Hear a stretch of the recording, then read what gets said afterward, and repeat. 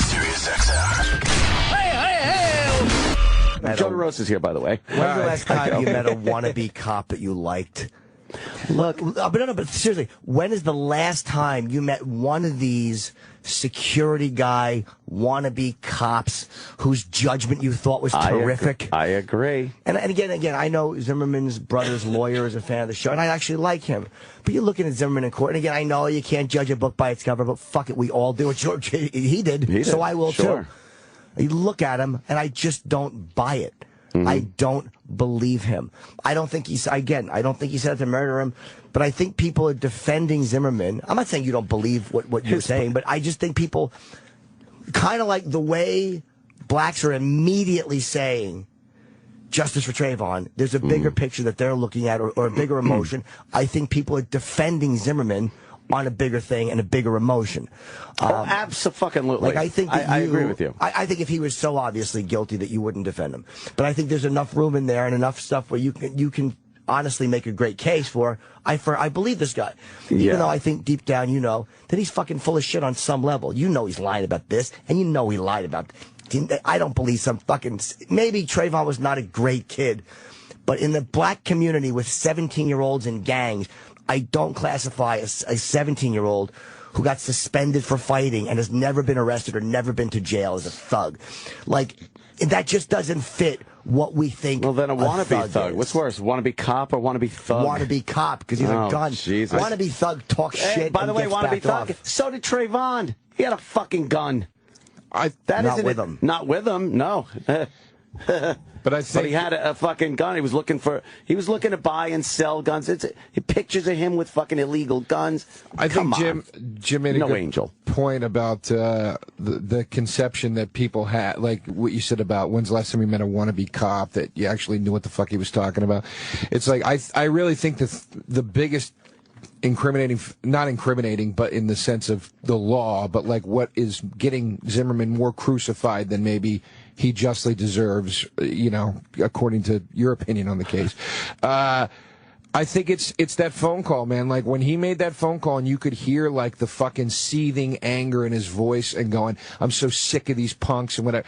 That immediately sounds like he's got a hard on to fucking go at this kid. And I think that's the thing that makes, I think if that tone and those statements weren't made in that initial phone call, people would give him a little more leeway in this and go, all right, well maybe this, maybe went like this, maybe went like that.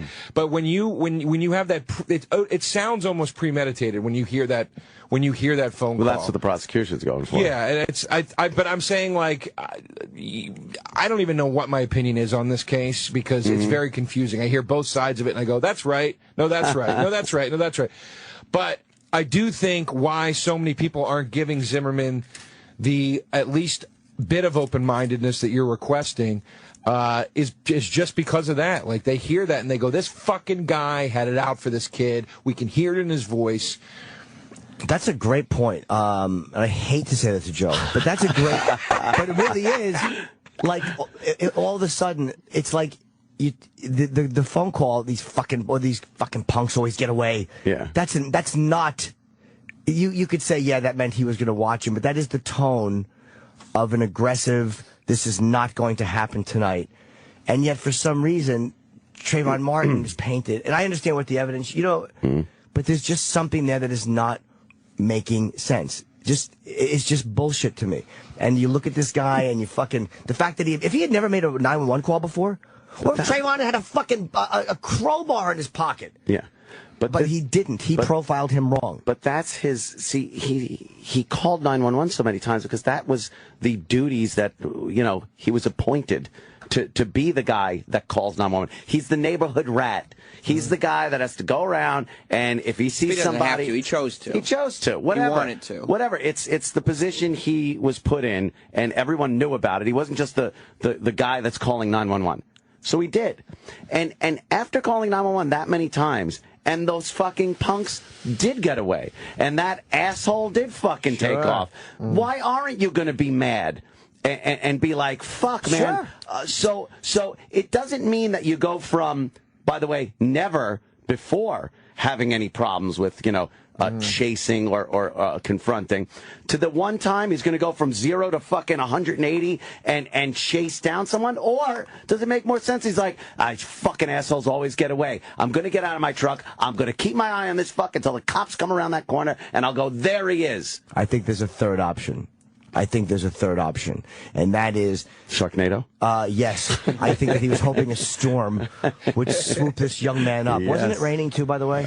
Yeah. Which is another good reason to have a hoodie on. Very dark, very rainy. Yeah, they've argued that. He was simply wrong. The third option, I think, is that he didn't, he was going to confront him or stop him, but not on the level of maybe throwing a fucking gun butt at his nose. I don't think he was going to stop him. I don't think he was going to even confront him. I don't think he was going to get near him. I think he wanted to watch him. He had called the cops already. Sure. Why is he going to get into a confrontation with somebody? He's waiting for the cops. They could be there literally any second. He wants. He's watching them. And that's exactly why I brought up the thing about that phone call. It's like, you're right. Why would he? It doesn't make sense. Why wouldn't you keep your distance?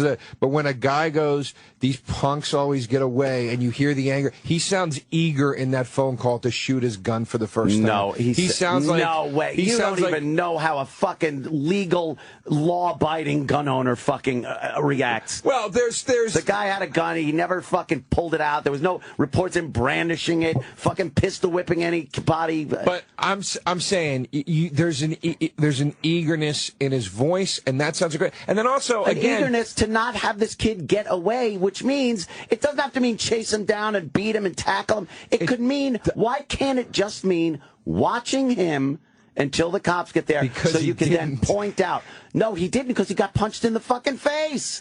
Well, now, just explain one thing to me, because the way I understand the case is, as we consider it gay because they have a cock.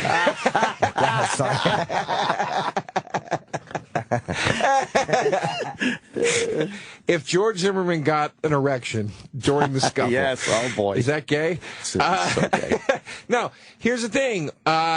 You guys have already said, and I apologize, I'm coming in late to this, and also I'm not following this as to the extent that you are. But I know that he got out of his car, and I know that he approached the kid.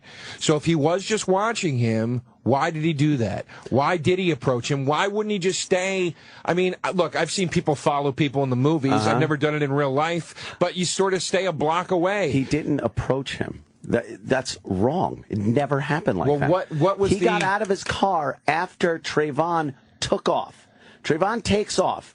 He runs around the corner to the right down this there's a sidewalk and then a T off. He runs out and then he runs between some buildings, two of the buildings. Zimmerman then gets out of his car because he lost sight of him. He wants to, again, keep his eye on this fucker until the cops get there. Okay. He gets out of his car at that point, doesn't approach him, never walked up to him. He then walks down the T, as he said, to see what the street name was. So he's lying there. That's a lie. Yeah, I don't believe that. Okay, that's a big lie. So then he gets out of the car. The operator on the other end, not even 911, non-emergency police operator, asks, "Are you following him?" Mm-hmm. And George says, "Yes." And they go, we don't need you to do that." And the operator testified, that's for George Zimmerman's safety. They don't want him, getting in anybody's face. So he goes, "Okay." He said, "Okay." And he wasn't following him. He didn't make the right turn down the condos to follow him. He went straight to where the street was, where he said he needed to see the sign for the street name, which Jimmy doesn't believe or anything. You don't regardless, I don't think so either. But I think it was, again, keeping an eye on him. Okay, but can I stop you for a second? Yeah. We don't need you to do that. Yeah. Go the fuck home. Just go the fuck home. No, that doesn't mean I have a friend. Well, here's my thing. Yeah. I have a friend who was a detective for the NYPD, whatever. He just retired. Mm-hmm. I told him a story one night where I go, I feel like such a piece of shit. And he goes, "Why?" And I go, "Dude, I walked by some housing projects tonight. I saw a dude grab his girlfriend who was trying to leave him. She was walking out of the building with her suitcase. He grabbed her and threw her face down onto the fucking pavement. And she was crying. And I go, and I didn't do anything to stop him." And he goes, dude, you never get involved. He goes, you get yourself call killed. the fucking cops and you walk the fuck away. And that's the end of your duty as a citizen. Yeah. So if the cops are saying, we don't need you to follow The cops him, didn't say. That's a big point. The operator, who is a fucking operator, not a law enforcement, said, we don't need you to do that because we don't want you getting hurt. Right. Here it is. And I know this is legal wrangling, but this is what they're fucking saying. Right. He then turned around and started coming back, walking back to his truck. Okay. When he got to the T part where Trayvon made that turn to the left as they were walking up, there's Trayvon. Now, why the fuck didn't Trayvon continue on that fucking course? His house is at the end of that sidewalk. So he could have continued going. He either stopped or went and turned back around, came up to the T where George is now coming back to his truck, and was like, you following me? Why isn't George still on the 911 call? They had hung up. Why? Hung up. I don't. Again, Who hung up? I think 911 did. They just hung up on him? The cops will be there. Why didn't he stay on the phone with them and continue to give updates as to where this guy was going? That would have been nice, wouldn't it? But I mean... Yeah, but that's kind of what you're supposed to do, I think. Yeah, if you're truly trying to alert the police... Well, if you're an operator, you would stay on the line. You can't, you're not, hey, wait, you know... Right, the operator... I don't remember hearing the operator hang up on him. I want to hear that part of the... I'm sure the jury's going to want to hear that, too. So he walks back. Trayvon approaches him. Right. Because he should have been home at that point, Trayvon. But he came back and said, you following me? Right. And Zimmerman said, no. He goes, you got a problem? And Zimmerman goes, no. He goes, well, you do now. Bam! Cold cocks him in the face. Zimmerman goes down. Trayvon gets on top of him, starts punching him in the face, hitting his head against the sidewalk. Now, this is hearsay. There's no proof that this was the actual conversation, obviously, because there's no record of it. But maybe the conversation was, and this is where the gray area is for me. Maybe the conversation was, are you following me? Yeah, I'm fucking following you because I'm sick of you fucking punks always getting away with the shit you're pulling around here. Stop fucking following me. No, fuck you. The cops are coming. Right. Now we're fighting. That's fine. Wait. You could say that. Right. I could say that to you right now. Right. Until you punch me, there's been no violence. The only evidence, physical evidence, that anyone was hit is Zimmerman's face. So, who hit first? So, a confrontation can be verbal or the following, but following isn't illegal. Telling someone, who the fuck are you and what you're doing in my neighborhood isn't illegal either. Right. And it isn't grounds to punch someone in the fucking face. But it is confrontational, and it is, in a situation like that, aggressive.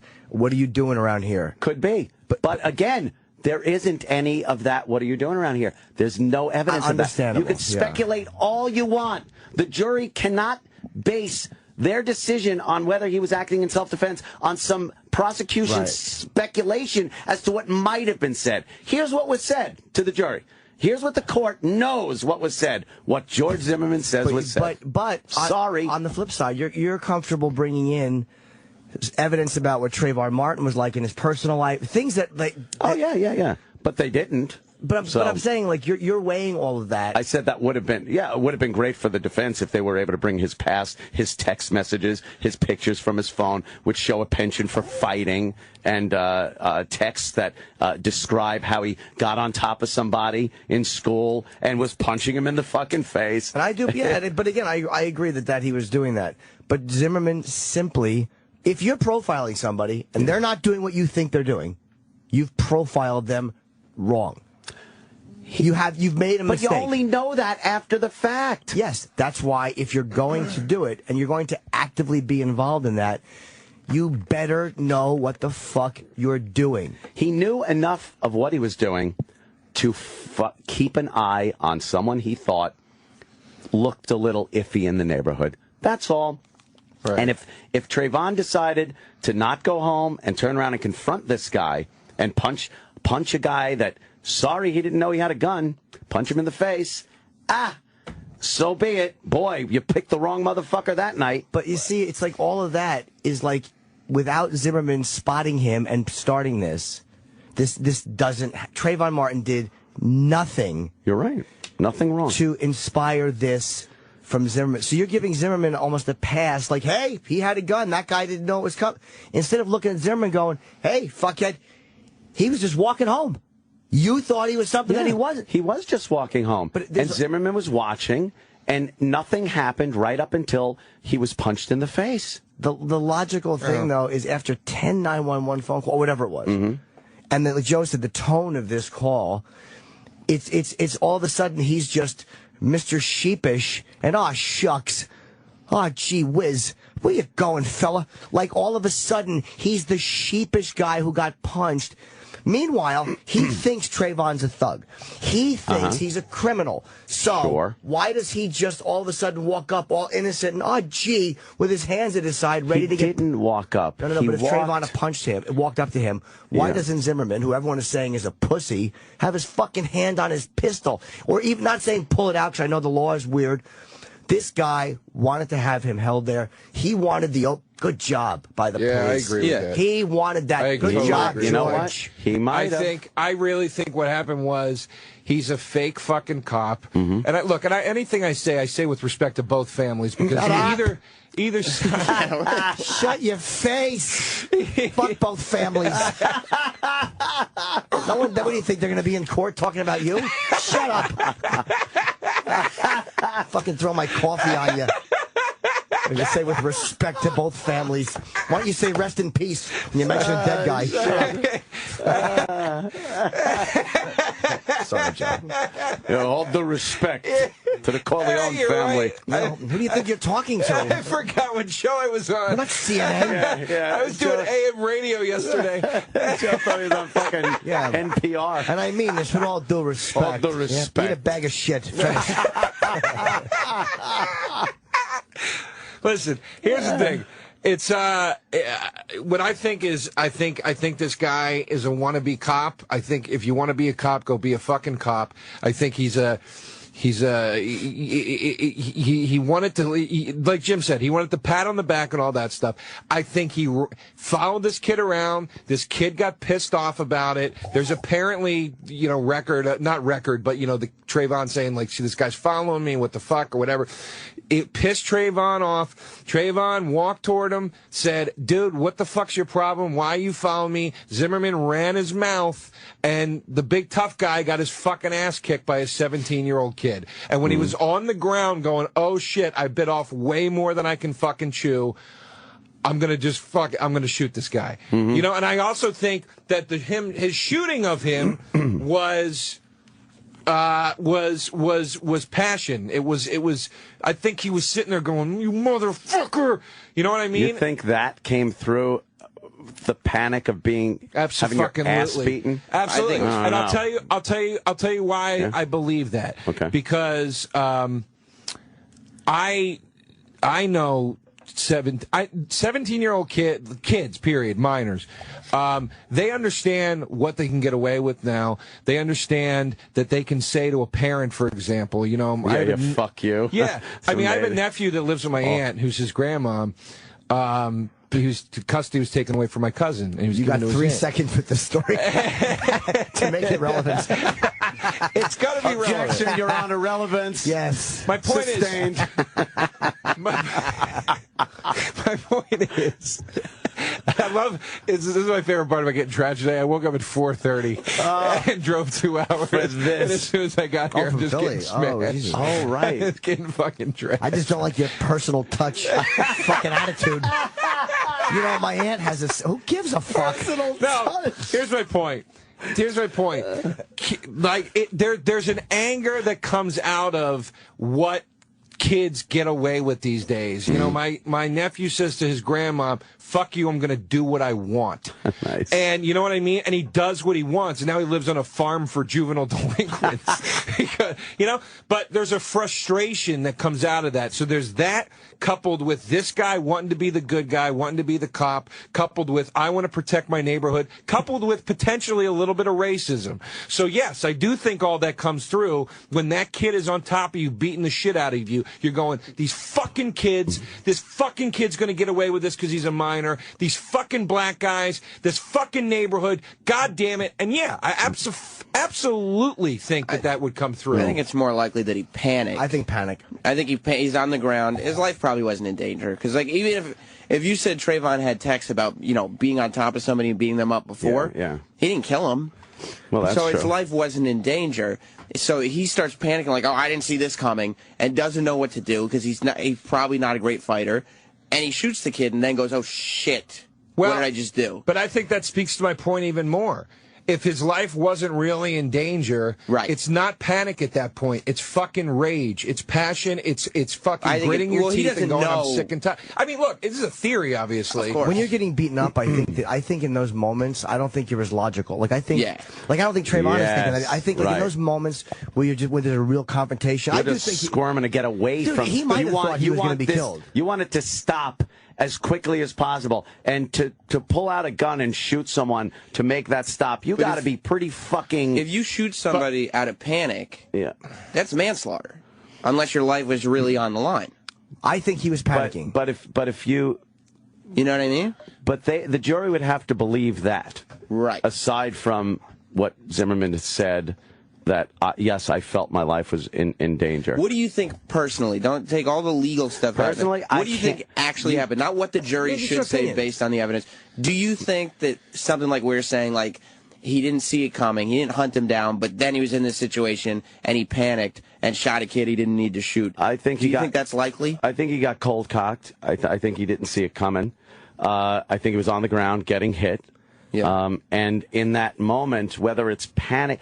In order to panic, you have to have some fear of something. You're not just going to, I'm panicked that he's going to fucking, take my wallet. Or he panicked that he thought he was in danger of getting grave bodily harm.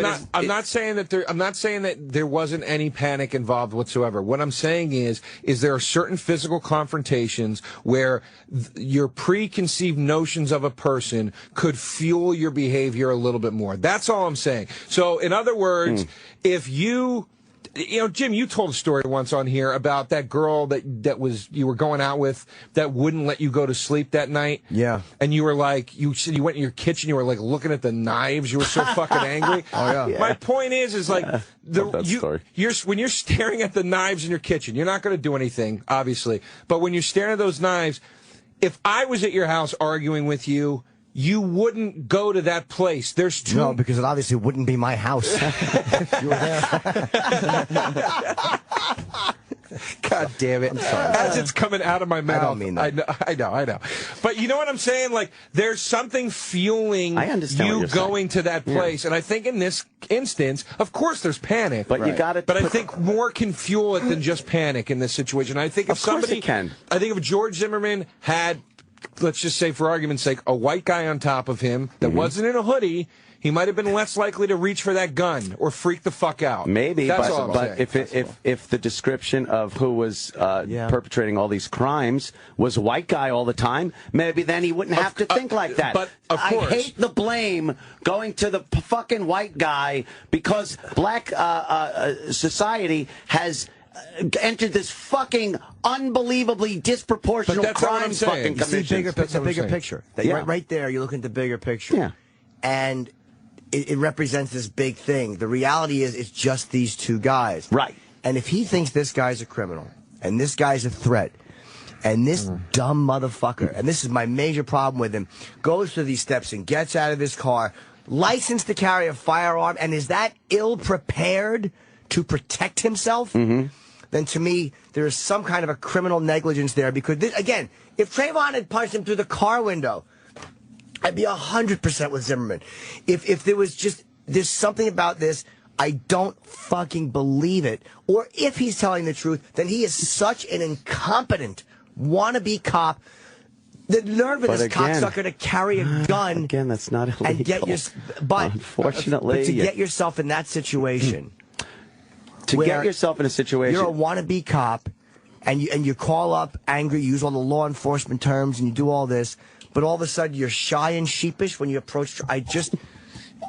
That doesn't wash with me. I don't think he was trying to get into a confrontation with this kid. You might be right. I don't think he was. But if that's not true, or if he wasn't at least trying to follow him and go, yeah, whoa, wait a minute, you're going to wait here. Not a confrontation like I'm going to kick your ass, but as a figure of authority, because he knows he has the pistol. He's lying about looking for the street name. We all know that's an absolute fucking lie. He's not looking for the street name. He's lying. Like, there's certain things that we know he's bullshitting about.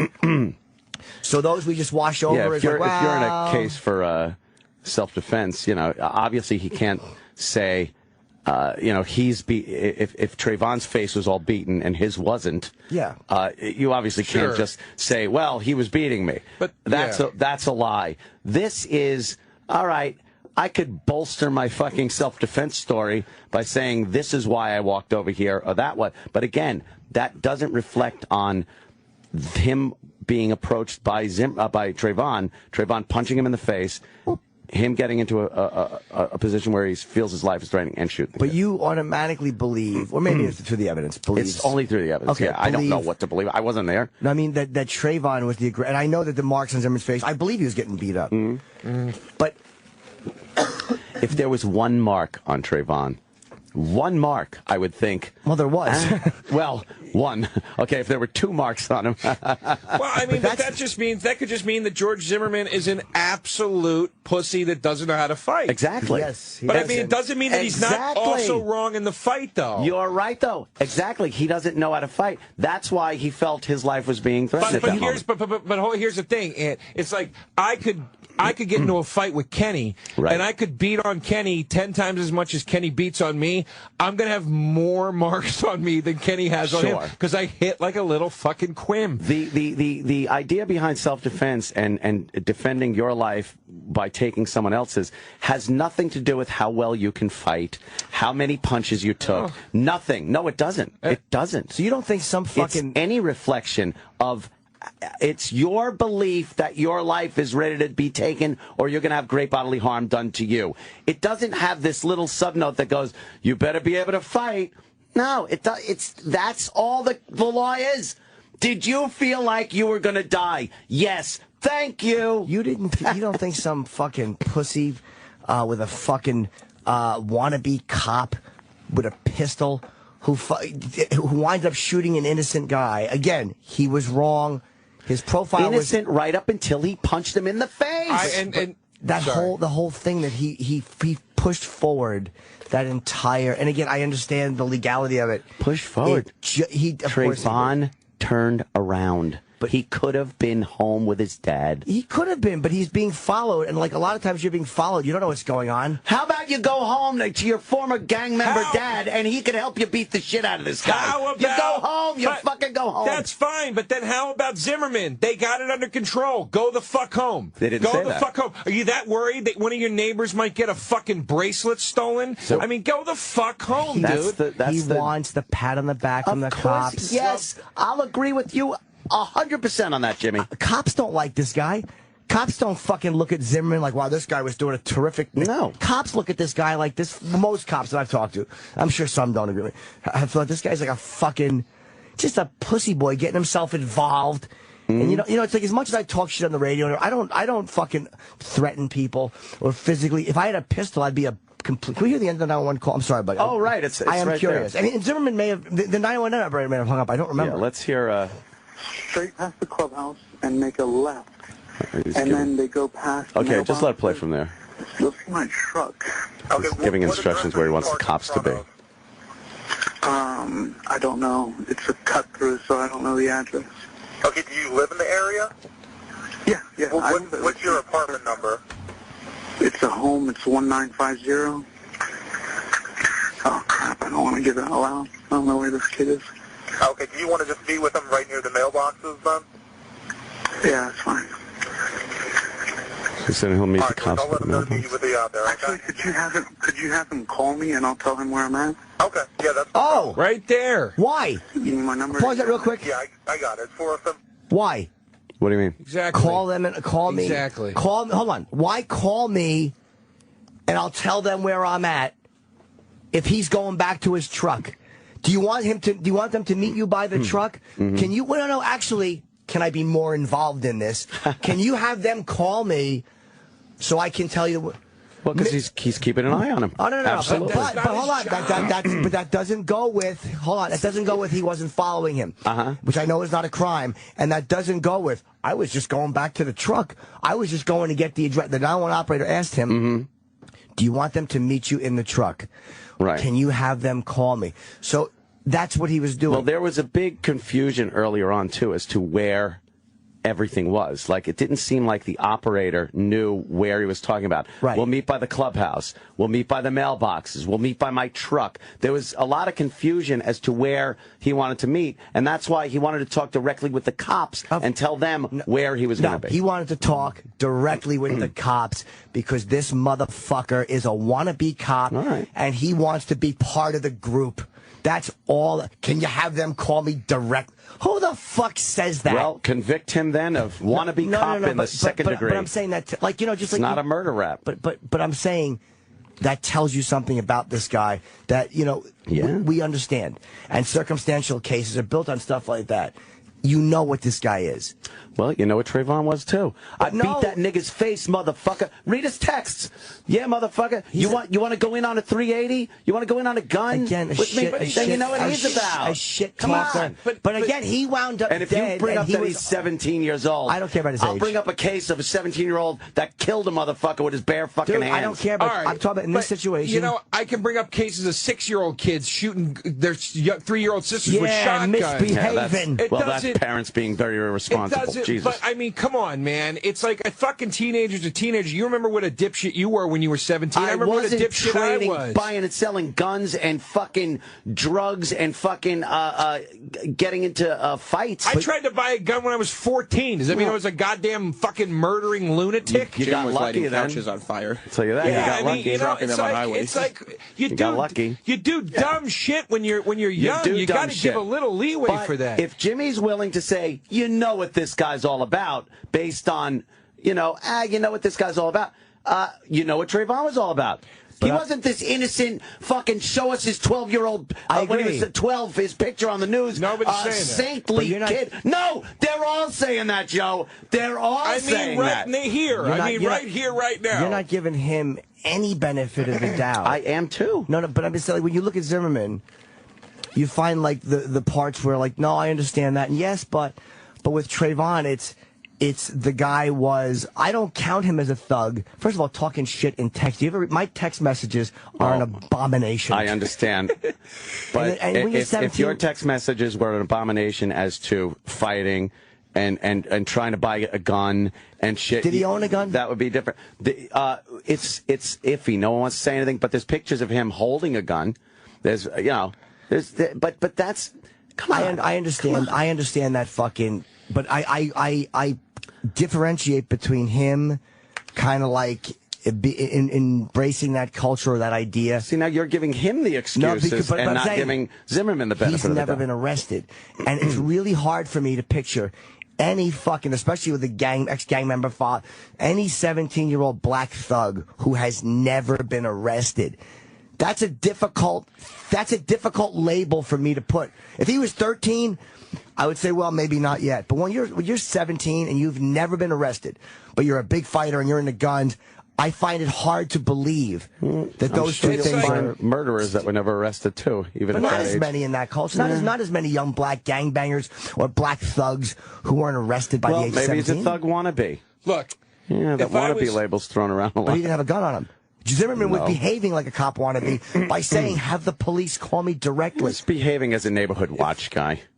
I should have fucking just went to Target and gone back home again. Yes, I understand. If I was driving in my car, okay, and we with some guys and we got pulled over and they found an 8-ball in the car and they tried to make a case that Joe DeRosa is a drug addict.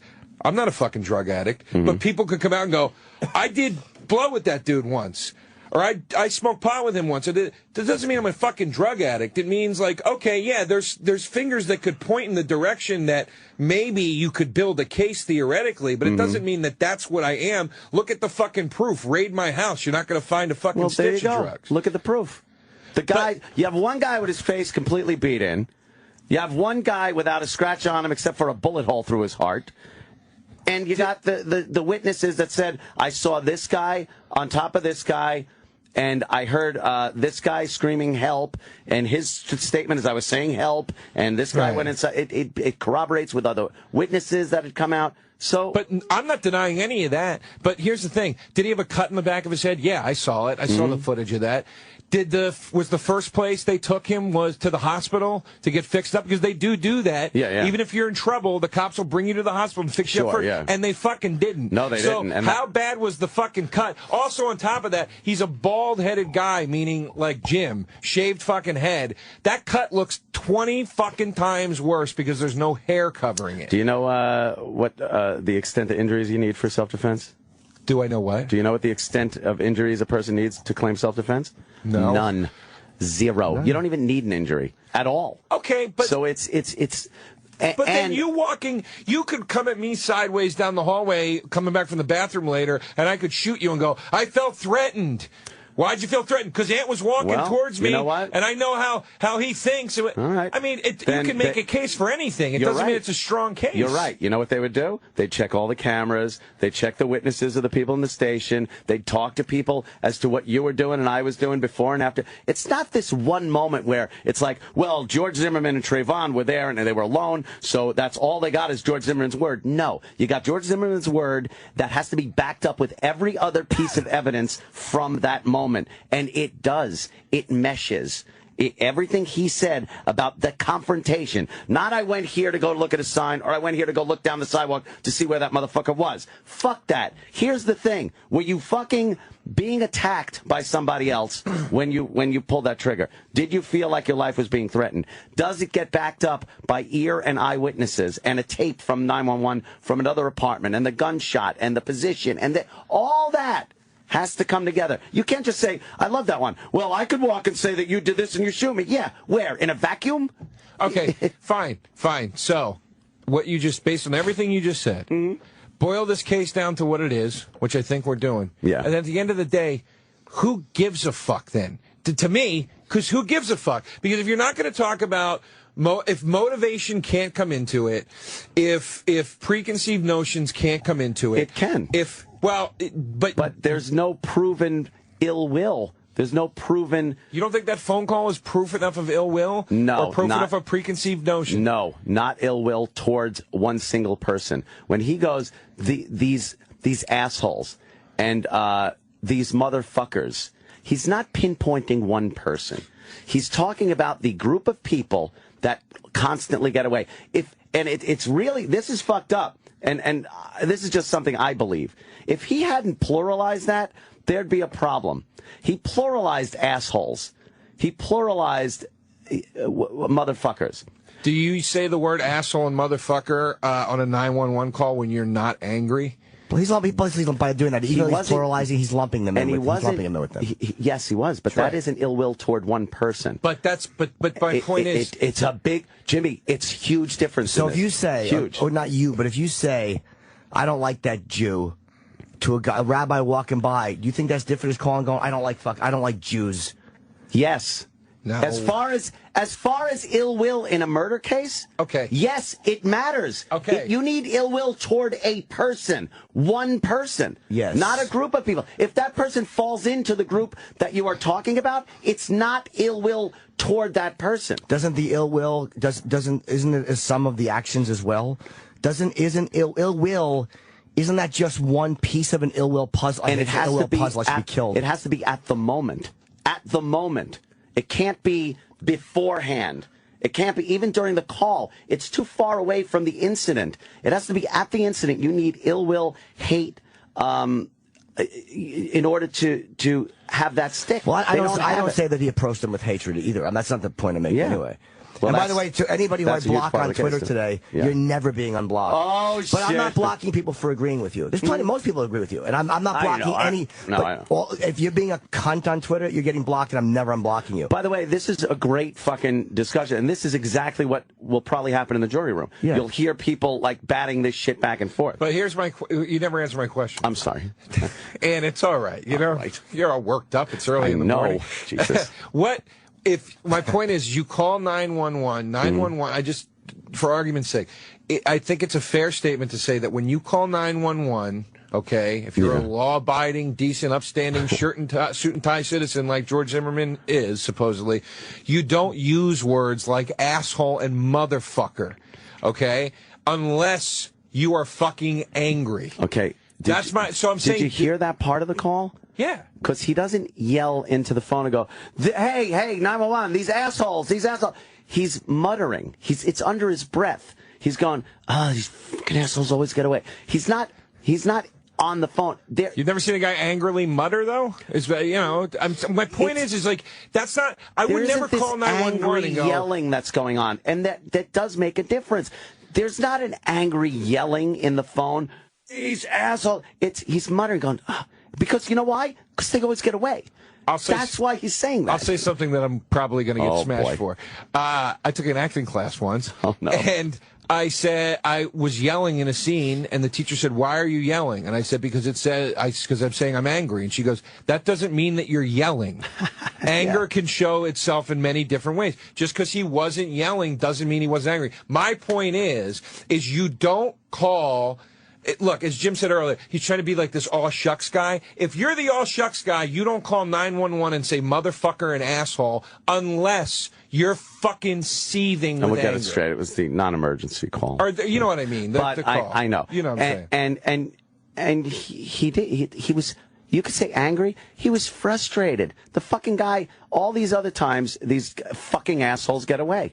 So he's muttering as he's talking to the guy. He's trying to give him the location. Then he sees Trayvon take off between two buildings. And he goes, fucking assholes always get away. Okay. Now he's got to find him. It's frustration. You can hear more frustration in that voice than anger. I will tell you this. When I saw that dude, I'm telling you something. This dude grabbed this chick in front of this building when I was in the east, on the Lower East Side, and slammed her to the fucking ground, dude. Her fucking teeth and face hit the ground. She was crying like a 6-year-old, dude.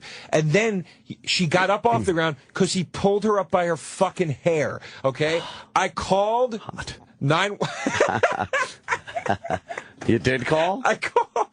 I touched myself, and then I called 911, and they were like, what's going on? I told them exactly where I was, and I said, I'm standing across the street.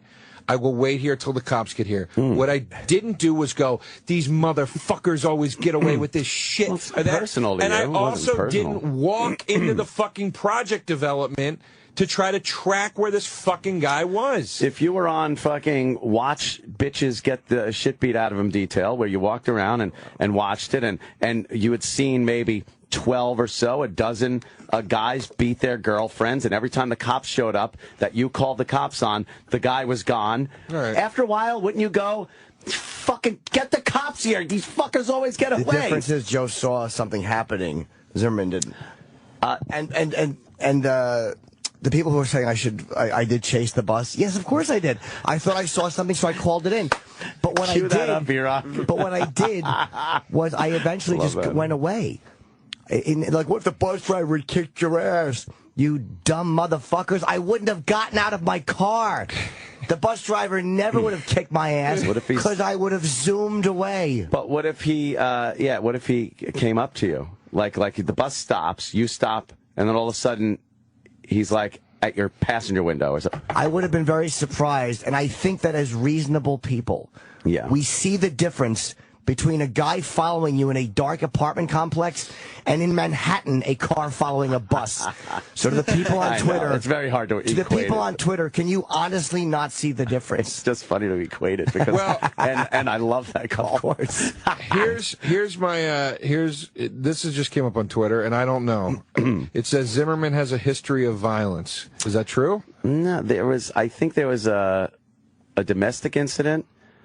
And a restraining order, but it was on both sides. He took one out on her. When you go through that sounds like that. It's not that different than all the Trayvon text. But I'm saying if they would have let that in, they would have let the Trayvon, and the Trayvon ones are much more damaging. Not really, no. Yes, they are. If he had a restraining order against him for being stalkerish or whatever. No, it wasn't stalkerish. Oh, okay. I guess when you go through a lot of times when couples break up. The woman takes one out on the guy takes one out on the woman.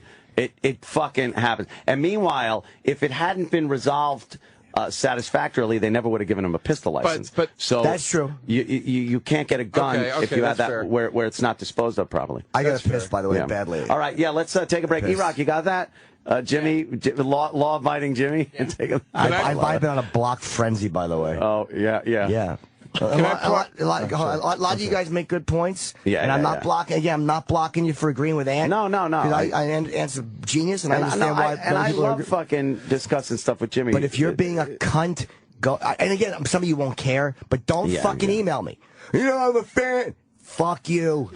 Good. Fucking, I love blocking. I'm a faggot. I unblock a lot of people who will write, go, hey, man, I'm just, whatever. I unblocked one person recently from Pittsburgh because he just wouldn't fucking stop. And I was like, and his crime wasn't all that bad. Right. So I unblocked, but I don't unblock anybody. Anyone. Once you're done, because I can't keep track of what I blocked you for the most part. So I'm just like, I'm only going to assume it's the worst thing. I stopped blocking because I took Twitter off my phone because I was always looking at it. Mm-hmm. So I have to do it through the Safari now. Like I just tried to block somebody, and the Safari thing won't let you block. So I don't block anybody anymore. Twitter off your phone because that's too crazy? Yeah, it's just... All right, we'll get into social media next. Jimmy, go piss. We'll be right back. Wow, that was exhausting. Our little debate. I guess... O'Mara's delivering the defense's closing arguments right now. You know, Ann, I always say the art of conversation is dead. And I like when a couple of... I wish you were the art of conversation. Jesus. Stop. I was kidding. I was kidding. I was being a fucking smartass. I was only kidding. Last time I saw you was my party. Yeah. And, wow, that was something. I don't remember a lot of it. I know. Yeah, me neither. I got it's just pretty twisted, real fucked up. I showed up. I showed up at midnight. You guys have been going since Christ knows when. Yeah, since probably noon. So I was already 12 hours in. I said to somebody when I walked in, I go, it looks like the fucking end of Awakenings in this place. It looked like the asylum was just like melting down. It was just all coming apart. Yeah. But you know what? I want to say hi to all the live from the Compound fans because I sat in there for a while. Yeah. I never got so many nice things said to me. People were just calling, saying such sweet stuff. I really mean that. It was very touching. Yeah. Very touching. That's a weird audience. It's not like here. It's really different. I don't know why. They seem like very gentle and supportive until a girl walks in, and then they're like, can you get that cunt out of the frame? Unless she's going to show her tits, I don't want to fucking see no bitching. All right. I think they all did. I think every girl was showing I was just showing tits, and I don't know. And then I leave the fucking camera on and just walk away. Anyone could do whatever the fuck they want. Oh, my God. You know who I made up with that night was Fred from Brooklyn. Oh, really? Yeah, we had that. That was when I took Twitter off my phone because I went so crazy on him on Twitter. And I went nuts. And then I forgot you guys had a beef. Yeah, and I was like, what am I doing? I'm losing my shit. Party, who? What's that? I was shitting who? I was Fred from Brooklyn. Fred from Brooklyn was at the party? had a really bad exchange on Twitter at one time, and that's why I took Twitter off my phone. I was like, I'm getting too involved in Fred Twitter. From Brooklyn? He's some guy from Brooklyn. Some guy. He was over at my party, and Joe was there also. And they had some kind of beef, so I guess they made up. At the party. We made up. We hung out all night. We had a great time. That was a fun party, man. Yeah, it was. Wow. I just know. I woke up. I was on one of the one of the fucking floaty things in the pool. Yeah. I was like, fucking, this is so nice, relaxing. And then people kept trying to wake me up. They're like, get up, you fucking, Yeah, it's dangerous. I'm like, nah, if you fall off, you wake up. What are you going to do? Well, there's a difference between falling asleep on a raft and blacking out on one. Whoops. Oh, look at this. We got a phone call, if we can plunk that down. Hi, Opie and Anthony show. You're live on the air. I understand I was being trashed yesterday by Jim. I'm in with wishing he was on a stupid red carpet. Norton. Wait. I understand he was trying to bond with David Spade by trashing my good name. Oh, man. I don't think we really trashed you. What happened? Did we trash Colin? I don't think so. That's what I heard. Well, all I know is David Spade gave you a wake-up call when he said, I know you, you're Colin's friend. No. Oh. He said hello when he came in. Of who you are. No, that's not what he said. David was attempting to bond with me when he said, hey, you're Quinn's buddy, right? You're buddies with Quinn. Like we have a common friend. That's not what I heard. I heard the description was, I don't really know you. You're not really in this business, but I know Colin. But I know Colin Quinn. You know him. That's an inaccurate description. That's not at all accurate. My fans would not lie to me on Twitter. They certainly would. Were you at the big premiere? Yes, I was. By the way, my victory for today, and I'm serious, will be if we can go through this whole conversation, whatever trashing, whatever goes on, without acknowledging that DeRosa in there. I knew you were going to say that. I saw that coming from a mile away, you cunt. I knew he was going to say it, too, but I figured I would let him say it just because that's the way humor works, James. Oh, shit. Why am I'm getting pounded today. Yeah. Jesus, I'm getting pounded today. What the hell's going on? Joe, you get pounded because you're an inconsistent regular in life. Wow. You just show up randomly once every couple of months and just say, yeah, I'm fitting in, but nobody bring up that I've been disappeared for a month and a half. Oh, Jesus. I'm bringing it up. Where Joe goes do you off. go, you weirdo? Joe does go off on the lamb. You can't be inconsistent, just pop in. I just, sometimes you need a little time away, Colin, that's all. I'll do my own thing for a little while. Creative juices flowing. Yeah. I like to go off and brainstorm for a little while. Sure. Hey, I heard you were walking the red carpet. What was there, period blood on it? Oh, Chip. There's no I fucking... knew Chip was going to take a turn for the bile. It's not even a joke. It's a fucking good one. No. Oh, it wasn't a good one. Carl, what are you doing? What's up with your show? I'm downtown in Tribeca. Yeah? Now you are? Yeah. What are you doing in Tribeca? I live down there. Oh, you're lives down home, there. okay. Yeah. So now you just Nice. call... The person that's in my apartment. Now you're Now just it's cool. with your fucking 6 Diet Coke cans. I still regret not photographing that. So you don't even come in anymore? You just kind of call in for a fucking quick plug-a-roo? No, I'm just... How about I'm just calling into bust chops? How about that? Don't give me a plug-a-roo. Don't say bust chops either, like you're my fucking uncle. Bust your chops. Hey, I'm just busting your stones a little. Shut up.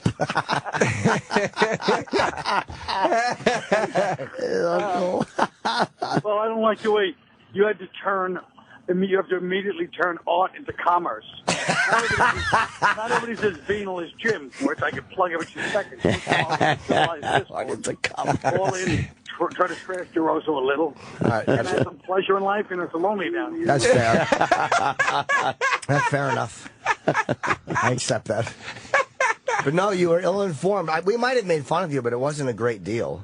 I like that. You were ill-informed. Yeah. Yeah, I don't remember hearing David Spade and really even bring you up, Carl. Sorry. No, he said that your buddies with Quinn. Of course he did. He knew I was, but he just wanted to. He wanted to. Remember, you don't realize I don't forget anything. I could easily tell David, don't trust Jim Norton. Him and Bob Kelly sat 2 rows behind you at some MMA fight 11 years ago and trashed you behind your back. Really? Oh yeah, we I did. don't We forget did. anything. I forgot we did sit next to him, but we didn't trash him though. They didn't sit next to him. We sat 2 rows behind him. Yeah, that's what I meant. Next to him, as in the same area. Colin's just a rat. But we didn't. Yeah. Jesus, you're just a rat, Colin. Your whole family, just a bunch of rats. All I know is you talk about the fireworks, 4th of July. You want to see fireworks? Keep them going. Bring home a copy of Victoria's Secret catalog for your best girl. What the fuck? People is.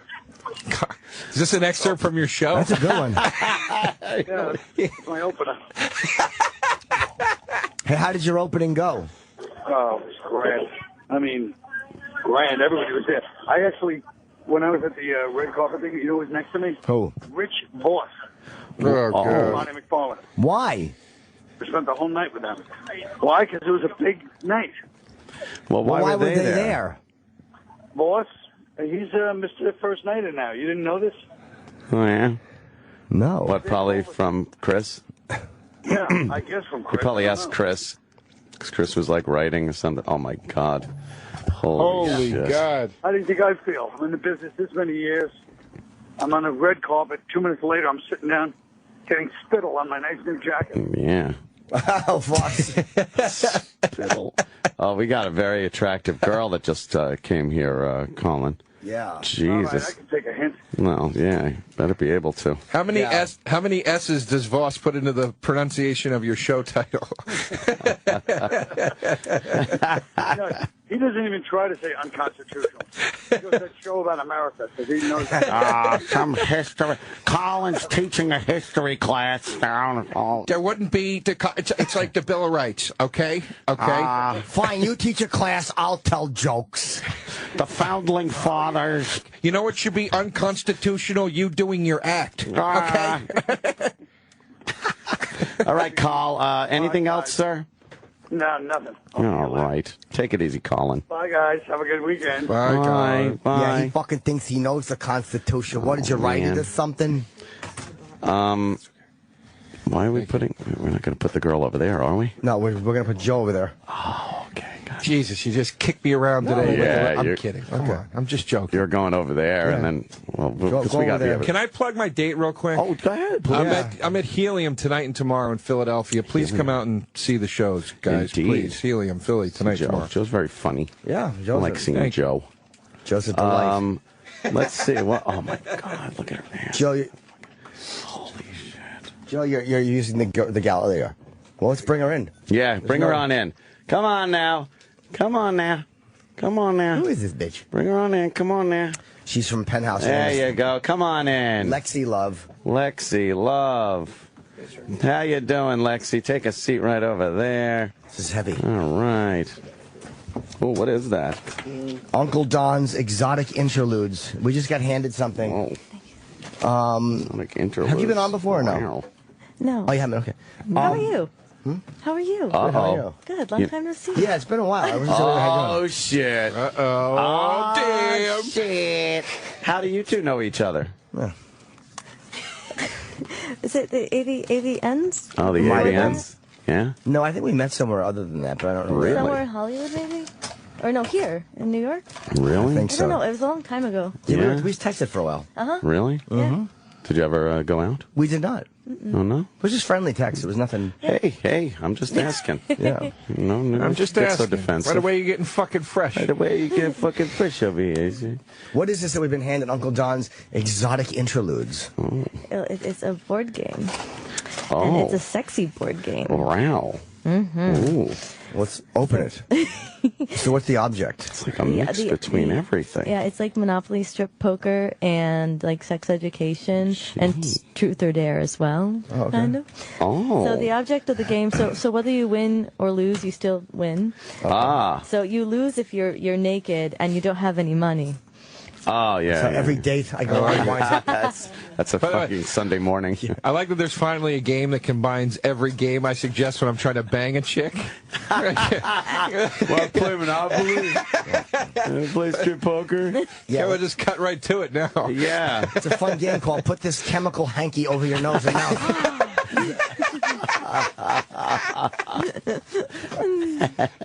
So what are you doing in town? I live here. You do? I do. Wow. You're dressed like you're going somewhere. I was coming here. That's it? Yeah. Thank you. You're welcome. You could have just been in fucking t-shirt, some jeans. I don't show up like that. Pretty nice. I'm glad you appreciate it. Look. Who's Uncle Don? Now these are all. What happens? You roll the dice or the die. That's old directions. These ones are bad. Oh, they're no good? Yeah, we got new What's wrong with the old directions? Yeah, what would that instruct you to do? Yeah. No, Put the box in your ass. Yeah. Oh, shit. No, it's from the late 70s. Take the cum and dump it into your hiney, unprotected. No, we gotta fix that. It's wrong. That's wrong. That'll get somebody in trouble. Jesus. They didn't read really smooth. Yeah? I couldn't play the game. I brought other people over. I brought like 8 of my friends over. You're trying to read the instructions And like... yeah, we're like, oh, we don't know what to do. It was like reading the instructions on chopsticks. Oh, look at that. There's very like a shiny wizardy-looking guy on the cover Yeah, there. Uncle Don Sort is of a wizard. That is Uncle Don. Gandalf-looking thing. He's a magic wizard, man. Uncle Don. And there's like little star. Yeah, yay! My wizard hat. It's there's little places for the cards, and you go around. There's like little stars for every equals every space that you land on. And then what do you got to do? Like, what's the object here? Where's my little man? The object is to get either to play, because these cards here, Yeah. we have male cards and lady cards. Oh. And so what Let's open them. Okay. You open them, Lexi Love. See if I can open them. I'm not very good at this part. Oh. And they have the little pieces. Oh, the little tokens. What are they? Yeah. What are the little tokens? You have scissors. Oh man, I get it. I'm good at this.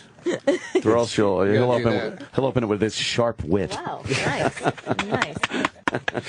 I just had a Manny. I hate to.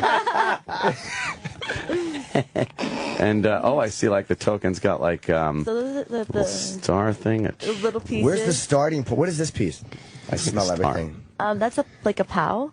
A what? A pow. What's a pal? Oh, paddle? A pow. Pow. Pow. Oh, pow, Pow. like a pow. And then there's the universal symbol for woman and Handcuffs. man. And handcuffs. Whoa, look out. I'll be the handcuffs. And what? So the starting's over there. Okay, I want to see you two play. Let's turn this around. This is going to be fun. Oh, I boy. know they're playing a little game. We're here. playing a game of Uncle Don's Exotic interlude. Uncle Don's Interlude. Really fun name for a game. Does it? Who the fuck Rolls off the tongue. Who named this game Uncle Don's Interlude? What do you got there? Monopoly, Scrabble, Trouble, Uncle Don's Exotic Interlude. Yeah. Where's the guy cards? I think I have Marty's take a break to fuck was taken already. Somebody already patented that. Yes. Yeah. Now, is there fucking going on? Fuck yeah. Oh, yes. During this game? Fuck yeah. Yeah. Now, see if you don't want to get naked. We have these cards. Oh, those are like safe cards. The safe cards. I'll take my Throw fucking those pecker away. out. Will you, Chippa? Oh, Fuck yeah. But we hope that by the time, you're playing and maybe having a few drinks and so Yeah. on, that you might want to get rid of some Smoking of your reefer. clothes. Yeah, I hear you. But there's nothing in the game itself that says go over there and touch that Stick your guy's dick in. wang or Well, there's anything. choose a player to rub body parts with, and Oh, okay. it's up to your discretion. And Oh, you could choose body You can part? rub your pecker on somebody. Yeah, what if I say pecker and you're like, oh, you got if I say like, all right, rub body parts together. I say, okay, my dick. Then you got to pick a part of your body? You can't like deny my dick? Well, in the instructions, actually, at the very end, we make sure that we state that it all has to be consensual. Oh, see, I don't like that. But I thought it was a Well- binding contract as you roll the die and play. It's like, Well, you have to put it in there. yeah, I hear you. Do they really need that? Like, at the end of Monopoly, it doesn't say you don't really own hotels. Yeah, I'm like, oh, damn it. I'm going to sue them. I thought I was a fucking tycoon. I thought I was Steve One. Oh. I'm glad we're Steve One. Steve Win. Steve Wan. It's the Asian guy. Where's the die? Where is it? It should be. Sure, it's drinking. It's next to the fuck off end. Oh, we need money. How much money do we need? Oh. Who's the? Oh, you knocked my piece over. Sorry. I was just going to ask, who's the piece that's shaped like an asshole? The DeRosa. Fucking God damn it! You just can't win. I'm just tossing them right up in the Jesus fucking Christ. head. You just can't win, Joe. Joking. I All right, know, let's I go. know. Now, All right. What do we do? Wait, what do I do with There's this? so much Okay, so we money. need money. I can't open them. Oh, Oh, more cards that got to be Yeah, open. there's a lot of money. They all have this fucking creepy guy's picture on them. by the way, Aunt, Yeah. how glad are you that we're not playing too? So, Oh, believe me. in 3 minutes, I'd be rubbing my cock on your army I surplus know. shirt. Like, the fuck? It's gay. Oh, I don't want to go around and buy shit. We go. What? There you go. Thank Oh, you got to take a card. No, yeah, you have to take a card. Which card? Which You get a card? man card. The man card. Ooh. What does your man card say, Jimmy? Just got hitched. Choose a player and advance to the honeymoon suite. Receive 20 from each player. Wait, the honeymoon suite. I want to go with Sam. The honeymoon suite somewhere What? over here. Now, do you start sucking like tits or something? What happens? Yeah, what do we What do? happened? Just got hitched. What happened? You choose a player and you go to the honeymoon suite. Hey, where do I shoot my goo? Where's the honeymoon Pieces are suite? stuck to the board from my load. Eh. Hey, grab a lady card, honey. Slide it through your snatch. Hey, I'd like to make a deposit. Oh my god. Just Okay. shoot You the guys are die great. out your asshole. So now Where am I? I don't know where I am. we're just doing, we should just pick cards because people, Yeah, we can do that. yeah, I just want to pick cards. Yeah, pick cards and do things. Yeah. Yeah, why not? No, you have to pick one. I already Right. picked one. Oh, pick a lady card. Pick a lady What does card. that say? Do you have a girlfriend on the side? Oh. Ooh. What is... I'm not here in New York. Is that like a truth or dare? But wait, you asking that, or is that for you? It's for me. Oh. So you take a card and ask yourself a question and answer it? Well, terrible. it's a question, like, for me, if I'm playing with everybody, like, people want to know, oh, do I have a girlfriend? Do I you have to answer it in front of everybody. Oh, that's not like a mistress? Oh. I was going to say, that's a real life ruiner, that one, to pull that out in the middle of a board game. Caught with another guy in the XXX booth, lose one turn. Oh, is that what that... Oh, it certainly is. That'll happen. Yes. It's a very realistic game there, Jimmy. Well, it never happened to me. Oh, okay. I thought it did. If it was Jimmy's game, you'd gain points for that. Yes. See tongue wagging at you through hole in wall. Slap cock on it and then leave ashamed. Ignore the stubble. Are you visiting the glory holes again? Oh, AIDS, throw game away. That's it. It's over, Johnny.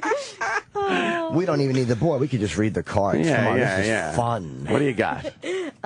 Do you enjoy watching gay or bi XXX movies? Oh, do you? I know everybody, so it's really funny when I watch man. movies. Yeah? I'm like sitting there, I'm like... Oh, is it funny to just watch? Like, Yeah. You did laugh like Chip right there. No, this is not a good How long you card. been in the business? No, Jimmy. Since 2004. Oh, okay. That's pretty good. All of a sudden you're what is crickets. the... No, I'm just trying to do some math, right? What's the significance of Uncle Don? Who's Uncle Don? Exactly. Uncle Don is the one who made the game. Yeah. And the reason why it's called Uncle Don's, he was having so much problems with trademarking. Everything he picked was already used. Okay. So he's like, I'm Don. People call me Uncle Don. The game is being called Uncle Don's Exotic. Oh, so Exotic Interludes must have been taken? Yes. It sounds like something that would be taken. Yeah. You know when you're trying to get like a fucking username on something, you're like, that's a cool username. Yeah. Fucking take it. Yeah. Sometimes you don't even put it in because you know it's going to be taken. Yeah. Yeah. You know, Falcon. Yeah. Falcon's taken. You end up calling Well, Falcon doesn't like when people try to take Falcon's That's right, name. Falcon. Paid holiday. Go to Vegas for the weekend, receive 50 and free rent. Ooh, Wow. That's nice. Not a good card. Pay my rent. Not a good card. I want But a it good depends card. on how you're going to get, like, your rent paid. How did this end the last time you played it? Give me a little rundown of what happened. I was in my underwear. Bra and panties? Or Just panties. Just panties. Just panties. And then what happened after that? I got my boobs grabbed and I had to do, I got a card to do a strip tease. Oh. That's... Yeah. That's terrible. And I licked a couple people's ears. Oh, yeah? Yeah, yeah, so it was interesting. Jeez. Everybody else was Who still won? closed because everybody else wouldn't want to take off. Oh, man. You're the one that'll just take over your clothes. It's my game, I guess. Yeah, well, that's true. Advance to your favorite spot on the board. Get free rent. Oh, Where's rent? have your cock grabbed? Yeah, this is smile. I need some exotic interludes, not fucking prying the rent out of the local Hebrews. Exactly. Yeah, I like a game. That combines porn with economics. Yeah. Exactly. Oh dear, we're all in trouble. Go to the cocksuck space and balance your checkbook.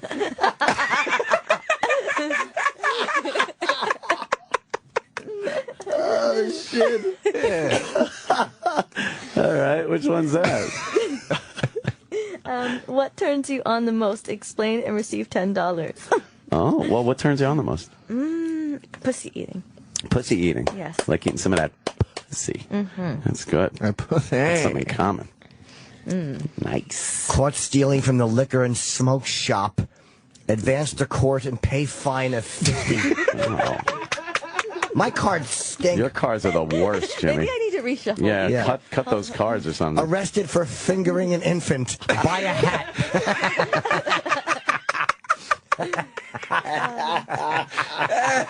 Oh, shit. Do you buy nude magazines? Oh. I don't. People give them to What year me. is this? I know. No one's buying a magazine anyway. No. Should be, Does anybody else want any cards? Look at internet porn. I'll take one. Aunt, here's some for you. Stack of cards. Pass bitch a good boy idea. some and pass some to Joseph. That's not my name. You. Bitch boy. Now, what is this? I have a picture. Oh, it's just a picture of Uncle Don. Oh, so why? It's name your fantasy. Name my fantasy. Yeah. Go. All right. Name your fantasy, Jimmy. Fucking. I'm out with a girl. Yeah. And we're going to this place. And the fucking waiter comes over and he goes, would you like some pork chops? I'm like, what the fuck? Okay. And then while he goes to get my pork chops and I'm eating my couscous, she gets on her knees and just fucking sucks my dick. That's a fantasy? Fuck yeah. Oh, yeah? That's nothing. I got like no hotness. Do you think that stinks? It's terrible. I like that you did couscous. Yeah, I know. I That always enjoyed that makes part. it. Yeah. Have you ever masturbated while driving a vehicle? No. Who would do that? The question is, have you ever not? Oh, you've done that? I lived in LA for a really long time. Yeah. And you sit on these parking lots called the 101 and the 405. Yeah. And so I got one of those plugs, like you the adapter thing for the car. Oh, that for has the car. actual plug. Yeah. And I brought my Hitachi, and I just sit there and like I can't go anywhere. And I had a big SUV, so no one could see it unless they were like a big truck. Wow. So I would sit there and just masturbate. Girls can do filled that. me up. Girls I can do jerked that. off driving. Yeah, it's fucking hot. Really? That filled me up a little. Could you finish though? I can't. Like, it's not having the visual and the focus of it. I could never Like, do it. oh, look at that yield sign. Oh, I know. I hear that every time I try to fuck. Yeah. I'm working my clutch. Yeah. Shifting gears over here. I just put my balls in third. I flooded the tank. Sam? Oh, God. Unleash the stripper within. Take it all off now for $200. Go ahead. Jesus, Sam. I don't think I'm going to. Not that. No, all the down in your underpants, I think. I'm not going to strip down to my underpants. Take it I don't all get off. a striptease. You got that card? So, a lot of men. Well, yeah, actually, there's also 2 women here. But that's a man card. this is a man card? Absolutely. It is a man card. Well, Where's Twinkie Sal? He would have ripped his fucking pants right off. Tell if these are man cards. This is a picture of a guy on the. Oh. In need of some ankle and wrist cuffs, take up a collection and receive $10 from each player. Oh, a lot of money being ankle passed bracelet. around. That's for the urban version. In need of an ankle bracelet and fucking scissor. What's yours? In need of an ankle bracelet and 300-pound white girlfriend. That's for the Uncle Dwayne's game. Do you like giving or receiving hot oil massages? Oh. Yes and yes. Oh, both, huh? Hot Earl. Yeah. You got to give and take, you know? Oh. This game is sexy. You should play this game topless. I agree. Yeah. Oh, are you? Oh, Yeah. that's lovely. See, and that's kind of what Round the of game is applause about. You can for the You lady. just improvise a little. exactly. Right. Like that. Sam. Oh, man. That's what you were supposed to do. You're right. Yes, Sam. You've been Sorry. invited. Killjoy. Oh, this stinks. You've been invited to a BYOB party. Advance to the liquor and smoke shop. Pay $50. You're paying every time. It's all- But you Well, could it's do reality. sexual favors instead Yeah. of pay Ooh. during the game. Yeah, yeah, Oh, yeah. really? You can get out of pay. BYOB, bring your own botulism. It's Quincy's party. Oh, it's my turn. Oh, so excited. Ooh. Advance to the kissing parlor. Choose a player to French kiss. Both receive $25. Joe DeRosa, get over here. I make out, but, I got a sore throat. Yeah. get someone- Otherwise, I do it. I I ain't don't want to gay. get I ain't someone afraid. sick or anything, Do have a bit of a sore throat right in here. Actually, why don't I put that back on top? And I'll go next, but I think Jackie should play. No? What? Well, oh, damn it. I already chose that card. All right, Sam. I got a wild card. Name your fantasy. Oh. Let's hear your fantasy. I'm at a wrestling match. Yeah. I'm masturbating, and I look down, and it's not my hand, it's Triple H's. Hulk Hogan rips off my shirt. Yes. I'm at fucking at Bubba's house. Hulk lays me on the bed and puts his Coke can dick in my hiney. I'm truly a Hulkamaniac. The Undertaker comes in and choke fucks you. Yeah, and then CM Punk shows up and fucking does something. Oh, shit, bro. I guess that's that then. You just ruin everything. What's your fantasy, Sam? What is it, Sam? Stupid. I don't know. Yes, you do. Let's hear it. Come on. Shit. My fantasy? Yeah, stop repeating and stalling. Let's hear it. Two girls? What do you want? That would be nice. Let's hear it. Your Well, we fantasy. gotta hear it then. The fantasy. I don't. Say it. Beyond two girls. What's the whole scenario? You Yeah, want? Yeah, what briefly. happens? Yeah. So there I was, kind of a thing. Yeah. Yeah. That's. Yeah. So I'm in the hotel room, and I realize I've clogged the toilet. And I have a giant log hanging over, like a python tail. I needed to It's jump black, and I think I might have colon cancer. So I call maintenance. An attractive woman comes on. It's a hell of an intro. Shit. Anything? No. Come on. That was it. Sam, your wife. Are you worried that your wife will get mad if you say you're? I'm not trying to be a dick. I'm really asking. No, my wife doesn't even listen to the show anymore. Yeah. Oh, man. All due Stopped respect to listening a both long families. time ago. All due respect. All due respect. All there is. Yeah, Joe, Ew! I thought Norton was gonna hit me in the face. He should have. He fucking Jesus. All due respect to both that families. was uncalled for. I Yeah. mean, God bless. I just, it's a sensitive issue, this whole thing. You know? This thing of ours. This thing of ours is very difficult sensitive. situation. You know, this fucking thing here. Read the card, Joe. This is Uncle Don's exotic interludes game. Yeah, is yeah. saucy. Wow. Really spicing things up. It really is. There's not a soft cock in the room. There's not a dry vag in the house. I don't know what this means, but I get to choose another player. It says choose another player to help you clone a willy. What the fuck does that mean? Oh, so the clone of willies, they're where you mold your dick. Where's what? that stuff? I actually have one at home, but Oh. like I have yogurt. God damn, it doesn't even come with all the pieces. I You got to know, buy wait a minute. accessories for the well, in game. the directions it says to bring toys into the game if you want. Yeah, but where's the cock cloning stuff that's supposed to come? Yeah. Well, you have to go get it.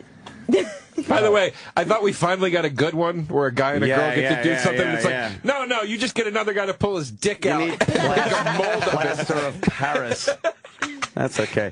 Can I just shove it in your mouth and you can draw it from memory? Sam, we're going to need you to cut up some newspaper strips. We're going to make some paper mache in here. Or maybe you could press your dick into a log of shit.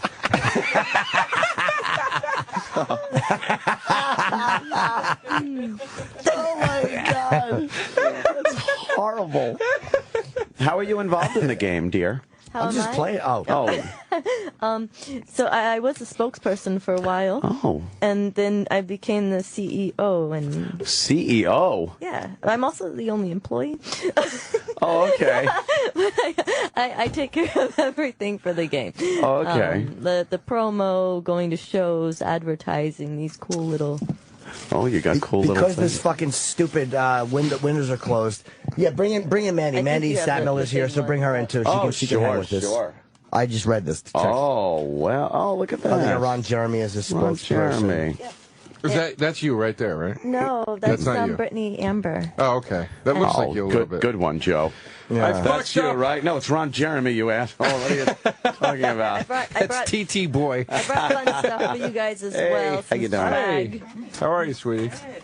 Good. We'll bring a chair Yeah, up. we got the, we got another chair or something?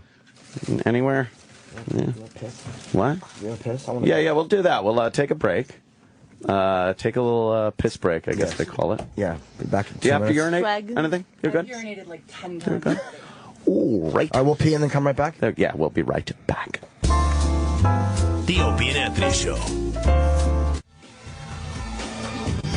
Look at this. What a full house we're getting here today, huh? I didn't realize Mandy's a good friend of mine, Mandy Stadtmiller. Yes. And Mandy. been a very good friend to comedy over the years. Thank you. I appreciate that. Really good. Mandy's one of the only ones that sticks up for us as comics. Really? Yeah, who writes. And she worked for the Post and bailed me out of a couple of fucking disastrous situations. Yeah.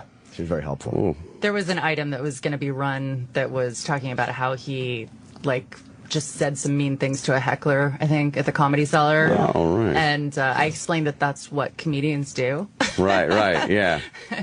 And yeah, so they didn't have the item be quite as bad. But I think they still ran it, didn't yeah, they? she ran it, but she quoted me accurately, but it was going to be a disastrous It's the same reporter, that's Tara Palmieri, the same one who did the Alec Baldwin thing recently. That was like, he said, I hope you choke to death. Yeah. That was the same. Oh, really? Same chick, yeah. Oh, that's nice. Yeah. Mm-hmm. Does she have like a weird thing with certain guys, or certain male attitudes, or no? I see a smile. I don't know. I don't know her very well. I know that the first time that I talked to her, she said, a lot of women write about sex, but I just think it's so easy. And, I write a lot about sex. And everyone kind of knows that. And I had a dating column in the Post. And so I said, yeah, it is so easy. It's just like, it's like almost whorish, don't you think? Oh, man. And, yeah, so that was kind of fun. She didn't really expect me to fuck with her. But whatever, I like her. I mean, everyone in the media is frenemies. They're all just... Yeah, that's how it is. Yeah. What kind of dating column? I used to do a dating column in the Post called About Last Night, but now I write for XOJane.com, and I write about dating some there, but I'm trying not to completely fuck up like my current dating by writing about it as much. Oh, okay. Well, would guys be like... I'm dating a lawyer. Oh, yeah. Nice. You're dating a lawyer? Is that what you just said? Yeah, so I can get like arrested, and he can... and he could be right there for you. Yeah. There you go. Yeah. What kind of lawyer is he? What's that? What kind of lawyer? I don't know. He does something like with the law. And so you don't don't even care? law. No, well, I know that he used to be JAG, which is like super hot. Oh, yeah. Judge my dad Advocate was General. Yeah. Like my dad was military, so I can like replay out all those issues. That's nice. Wow. Very good. So that must mean he's like in shape. Yeah, he is actually. Yeah, he's been encouraging me to. I started. I ran with my pit bull yesterday at 6:30 in the morning, which was like unbelievable because I normally just like watch the Today Show half asleep. Sit around. Well, he's encouraging it. Is that like good or bad? No, not like I've had the boyfriends where hey, honey, why don't you? Dude, I'm going to the gym. What are you doing? You know what? I call that the asshole diet, which is like the surest way if you want to lose weight. You just date one of those dudes. Yeah, exactly. That's hilarious. Wow. Honey, let's make a deal. Raviolis every other night. Every other night. How about we do salad in the in-between? How fucking awful. You look beautiful, but you could look so much better, too. Right. For you, not for me. Do Right. it for yourself. It's healthier. Just that you live longer so we could spend more time together. Don't you want to feel good, baby? Yeah. Don't you want to feel good? Yeah. I had a guy who, after I slept with him for the first time, he turned to me and he said, I'm going to show you some upper arm exercises. Oh, wow. And I was like so horrified. But then I was like blackout drunk the night before, and I guess I didn't remember.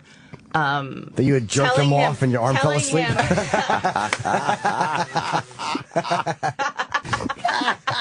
That would be such a better story. Oh, no, Christ. I said three things. I saw all the prescription bottles, which were like for like Ambien. It wasn't anything. But I said, do you have herpes? And then I said, you should send me flowers. And then when he took off his top, I said, you have man boobs. Oh, wow. So, like, I didn't remember any of those things. So it kind of makes it less bad. Oh, God, yeah. Wow, you were just lambasting him there, huh? Yeah, in fact, I think he owes you a couple. Exactly. I hear those questions every time I ask your girl out. So he was saying that because he was kind of annoyed at you. Well, yeah. A little bit past. Okay, Yeah. How graphic did you get in your column? Do you get like sex or just kind of dating? I don't know if you remember, but I was, after I did the my night with a gigolo prostitute story for the Post a couple of years back, I was booked on O&A, but the Post wouldn't let me come. So that gives you an indication of like what I could get away with. So I remember one time I had some piece that was about like going to the Hamptons and like, I don't know, like having sex like 5 different times, like including on top of the post on like page 6, which I thought was really like poetic. And that was with one person? No, that was like with 20 different. No, yeah, it was with one person. Yeah, it's like 5 different times. Like, okay. Yeah. All right. And I remember my editor said, I don't know, the whole thing just feels kind of like this oversexed weekend. So isn't that what it's supposed to be? So I like kind of rewrote it in this like, you know, it was like a fairy tale. Oh boy. Yeah. So girls, I kind of got my like zombie Carrie Bradshaw on, you know. Oh, that's ridiculous. This weekend at Bernie's has too much dead guy in it. Yeah. Can't you soften this up a little bit? Exactly. Can't you make him Bob Dole so just his arm isn't working? I mean, does it have to be? He's completely dead. What was like your worst date? What was it? Worst one. The worst date was the date I went on with a rapist. Oh wow! That is we a bad ate dinner. Oh Jimmy. He didn't rape me, but he is serving I think like 15 years now. Oh, a real rapist. Oh yeah. Wow. Oh wow. After my prestigious My Night with a Prostitute cover, I was on the cover of the Post. My date with the Riverside rapist. So I was like really on a roll, you know. Whoa! I just needed to have like, you know, my 20 abortions. Like, was it a good date? No. So I wrote about him in the dating column. It's like it was love. Like he's totally. I'm waiting for you, baby. Yeah. Nice enough fella. No, I wrote about him in the dating column, and I called him Mr. Whip It Out. Oh, was it? Yeah, in like Central let's get Park. to business. Yeah, in Central Park. He was just like super aggressive and wanted to, and I was like, I'm not going to fuck you in Central Park, you know? And he had this really memorable name, Hugo Denver Acasse. He was French. Oh. And so when he got arrested, my editor remembered it and said, isn't this the dude that you dated shit. who kept texting you things after when you blew him off? Like, you are a sexy brat provocateur. Jesus. Which is kind of like, that's kind of a cool Gotta remember that one. Sexy brat provocateur. And so I wrote about that. And then like 20 women, I keep saying the word 20. So I think like one of those numbers is off. I'll say like 23. 23 women emailed me saying that they had similar experiences with the guy, and I forwarded them on to the ADA, and then I had to like talk to her. Wow. But he took his dick out? Yeah, he took his dick out, and I didn't. Okay, so I had to take this. Just an angry dick. I had to take this out. I had to take this out of the piece that ran, but I was trying to be like really honest, you know. And he was really pushy, and sometimes as a woman, it's just better to just let a guy. Oh man. So I let him like jerk off on my back, you know. Oh, nice. And oh my God. Like, yeah, in the park? Wait, in the park? Yeah, because he was like really aggressive. No, but check it out. Fantastic. Check it Jesus. out. No. Love this guy. My omelet's getting fluffy over here. Okay, in my defense, I mean, this is kind of like dark, but one of the women who like resisted, she got punched in the fucking face. Oh man. So I think I made the right choice there. So wait a minute. He was kissing you. But I had to take that out of the Post column because they said it didn't pass the breakfast test. Well, of course. Well, Jimmy. Exactly. Wait a minute. So he was hitting on you and being aggressive, and he was trying to have, and you knew that it was going to get ugly?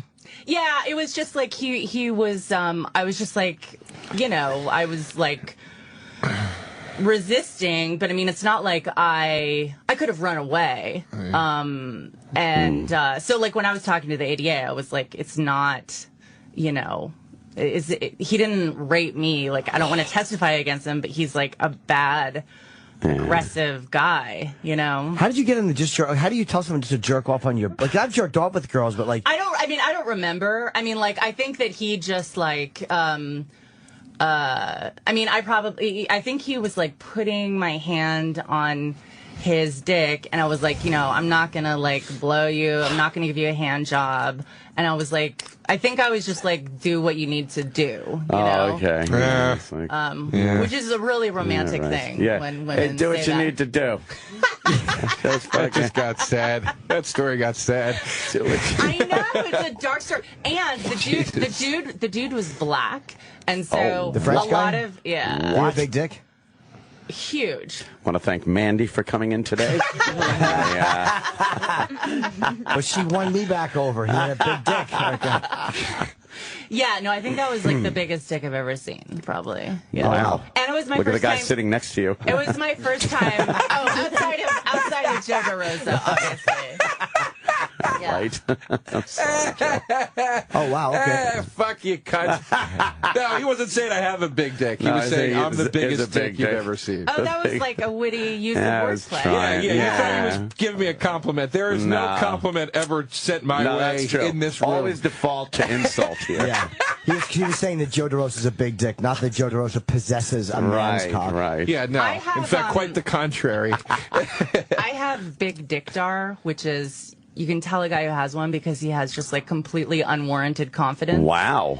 And like, so yeah, one of the last guys I like hooked up with, he was like, were you surprised? And I was like, no. Because you totally have just this like maddening sense of entitlement that only guys Dickdar. with like, yeah. I agree. Scary. Right? Second See? that.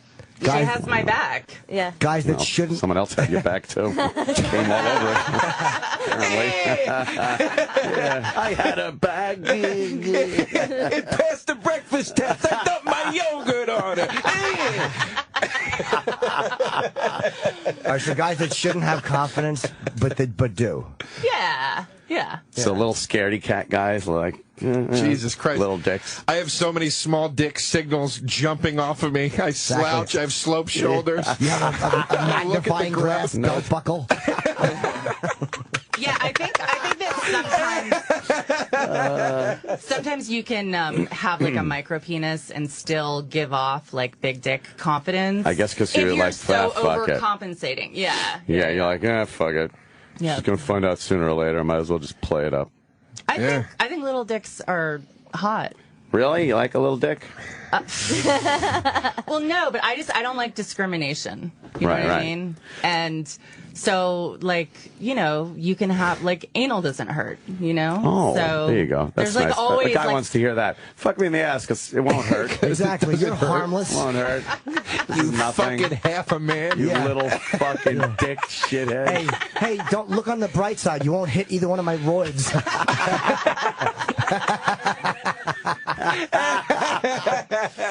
No guy wants to hear that. Does a big dick and a small dick like get you off equally as much? Or what? Well, you know, I was with one guy who had like a Coke can dick, I call it. Yeah, he was like painted. He was one of those like Jews from there's like Africa. Like my theory on Jewish guys is they either have like gigantic dicks or little ones.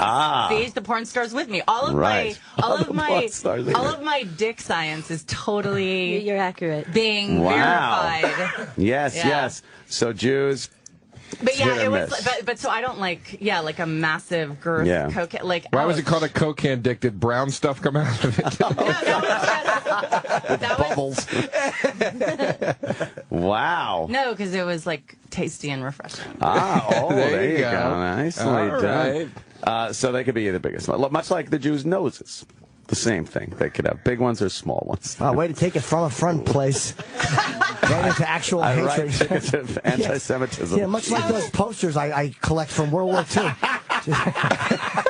So speaking of hate speech, so after I wrote about the rapist, because he was black, I got letters that were like, you know, you're a disgusting coal burner. I would spit on your maggot-infested corpse. You'll never date a white man again. And then I was on a website. I've since changed my email. No, that's when I dated a couple of the guys, but yeah, no. Wow, so they were really like, white guys. But yeah, it was kind of dark. That was kind of a dark story. Yeah. Especially if you do anything I've done out of fear, I feel bad. Like if it was just dirty, like jerk off on me. But if it's like if you're really scared, it's like that's depressing. Yeah, it's creepy. You're like, do this, or you probably get punched in the face. Yeah. Wow. But you didn't know that at the time. Like you didn't know he had punched women. Like you just instinctively sense this guy's a fucking problem. Yeah, I mean, like I have a pretty good sense of if someone is like legit kind of dangerous, you know, and. Yeah. But that's like using that book, The Gift of Fear by Gavin DeBecker talks all about like fear and using our instincts. And not that you ever want to be put in that position, but of all scenarios, I mean, aside from running away and maybe getting caught, of all sexual scenarios that had to happen, that was probably the one that you would have gotten out of with the least amount of coming on back. But I'm saying there's no penetration, there's no injury. What were you wearing? Yeah, that is true. I was wearing hopefully a parka. I was wearing. I was wearing the dress that I was trying to find this morning to wear because it's my lucky rapist come on the back. No, but it's like got just the right amount of cleavage. That's like, what's up? But I couldn't find it. Is it backless? I mean, that's kind of yeah. It's like kind of backless. And but I remember going across the street to the Sherry Niederlander to like wipe the cum stain clean off. up a little. Yeah. Oh, that's scary. Yeah, it was it was an awful night. Yeah. Let me ask you though, because what got you into the park with him? If you sensed that before. Okay. Well, I mean, I was kind of drunk. Like we met for. So I met him at the Apple Store, and wait, that's where you met him, or that's where you guys said let's meet there? No, that was where he hit on me. Was at the Apple Store. Oh man. Yeah, and the thing was, like, he said, like, "What do you do?" And I said, "I'm a journalist." And he said, "Oh my God, so am I." And he showed me his website, which it turned out he was like a complete rape and fucking murder pictures. He was. Oh, let me scroll down. No. You think he was reporting on these stories? They were actually just home videos. No, check it out. So he was like a complete sociopath. He had a fake website up where he did like the Daily Show style of editing, where you know how like they can make it look as if you're interviewing someone. So he was like, I interviewed Bill Clinton, I interviewed Angelina Jolie. Oh no, but it was other people interviewing him. Yeah, he cut he hadn't done any of and this. he's sitting there. So I thought he was like a legit journalist. Sure. Yeah. Is it rape if you put so much work into it? Jesus, man. Seems like, I don't know. If you put Industrial Light and Magic production you're using value special effects and Jesus green screening. Why are you in a brown room and Clinton's in a green room? What the fuck? Exactly. I would beat you with my penis. Why is the fucking audio quality complete? Why are you standing in front of a shrub and he's in the White House? How come every time it shows Clinton it says Fox News at the bottom of the screen? So we met at a little chalet. No, that's the wrong word. It was like cafe. Yeah, well, it was like it was this crazy cafe that I can't remember the name of, but it was like they had curtains where it was just you in a private little drinking. Yeah. Oh, nice. How long after you met him? Real quick, how long after you met him did you go out with him? I don't know, like a couple of weeks later. Okay, so in that time though. Was there any sort of sexual build? Like, did you get any hints before that? Like, was he texting you like, "I can't wait to see you. You're so gorgeous"? Like anything that made you think, this guy might be a little fucking. No, goofy. nothing at all. Nothing. No. All right. No. Okay. All right. He didn't say nothing indicative. Okay. No, and then so we met there, and he was like freaking out over. He was very complimentary because at the Apple Store, like I didn't have any makeup on, and like I was kind of flattered to be hit on because I like looked kind of schlubby, and then I was like to the nines. You were white. At the little. And come on. So and then he said, and he ordered like almost nothing to eat, and then we drank like a bottle of wine, and so I was like kind of hammered, you know. And, oh boy. But he said to me, he said, so I would say you are a woman who is passionate with excellent taste and who enjoys adventure. And I was like, jeez, who wasn't going to say yes to that? Exactly. I know. And I was like, Starts talking to you like Jacques Cousteau. Yeah. The guy from Serpent in the Rainbow talked to you with a fucking. And he had a little ascot. Oh, yeah? Oh, Yeah. Christ. Well, that sounds like something Liberace said. I feel like I failed you if you have a little ass. Oh, shit. So, So then so then we went for a walk into Central Park, and he was going on and on about John Lennon and whatever. And then he did the immediate hand holding, which is like, that's a warning sign. Okay. Because any guy who's doing that is like aggressively like moving forward on some kind of a strategy, you know? Don't you agree? I only like had someone hold hands with me once or twice. Oh, man. Oh, So- Jesus. It's hard to do when you got really- dicks in both of them. Yeah, like That's not hand holding, Lexi. Can you let go of that cock so I can be romantic, please? I want to hold your hand for once. Come on. Jesus. I was in 2 long-term relationships. I'm just starting to date now. Yeah. And like, so if people like hold my hands, I think it would be a little like kind of weird. Yeah. Really? Yeah. Like, You're Are just you not... more comfortable, like if I were to like tweak your nipple right now, would you be more comfortable with that than to hold your hand? Yes. Yeah. Oh, okay. So- Would you Just like to tweak my hypothetically. nipple? Sure, I always do that when I'm at strip clubs. Oh. Women are allowed to. Yeah, to touch. You're allowed Yeah. to touch? Guys, of Well, course. I mean, because I'm like, because most of them are like bi. Are you bi? Yes. Yeah. See, yeah. There you go. Nice. Yeah. There you Yeah, go. girls. Yeah, I didn't want clubs, to. I didn't want to guys. ask to tweak the nipple. I felt that would be inappropriate. What? If you want to tweak the nipple, I feel we've known each other long enough. You can tweak the nipple. All right. Oh, look at that. Whatever. I don't give a fuck. Oh, Chip. What do you think, Chip?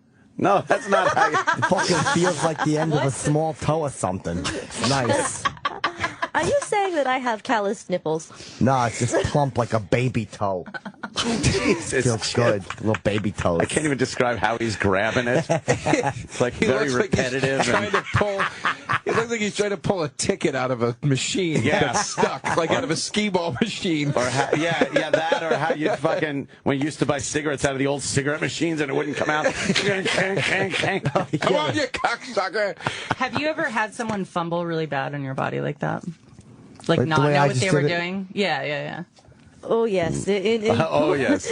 In porn, like I used to have a hood ring and my nipples pierced. Whoa. After a few weeks, I'm like, you guys just don't know what you're doing. We're taking these out now. I'm like, Oh, out. really? No, out. Oh, you had a clit hood ring? I used to, yeah. I mean, I can still put it in, but Do you have a hole? Like, is there still a hole there?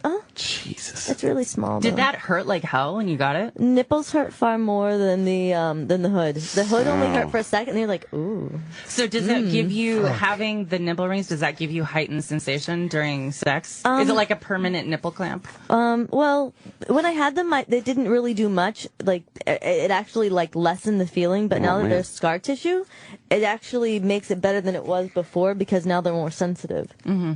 So. Oh, man. Good talk. I'm trying to look up Yeah, your clit yeah, on the yeah. internet here. I want to see it with the ring in it. Jimmy's looking A up her hood piercing. Oh, mine? I don't know where you're gonna find that because it was only my first couple weeks. Like, Yeah. in you know what? I put it in one time for Rocco Reed, because he really likes clit rings. So Better Rocco than Robert. so I know there's a scene in it there. Have you ever seen the documentary After Porn Ends? Yeah, it's Life great. After Porn? Right. Yeah, That's I a saw great. that. It's really good. I loved It is really good. I loved it. The Randy West story made me kind of sad. Was he the Why? dude who died of the stroke or something? No, he didn't die. He was just the only one in the documentary. who Like died. everybody that they highlighted had was just either yeah, I did it and I'm cool with it and now this is my life, or I did it and I'm ashamed of it, but now this is my life. Everybody kind of had their cathartic journey that they went on.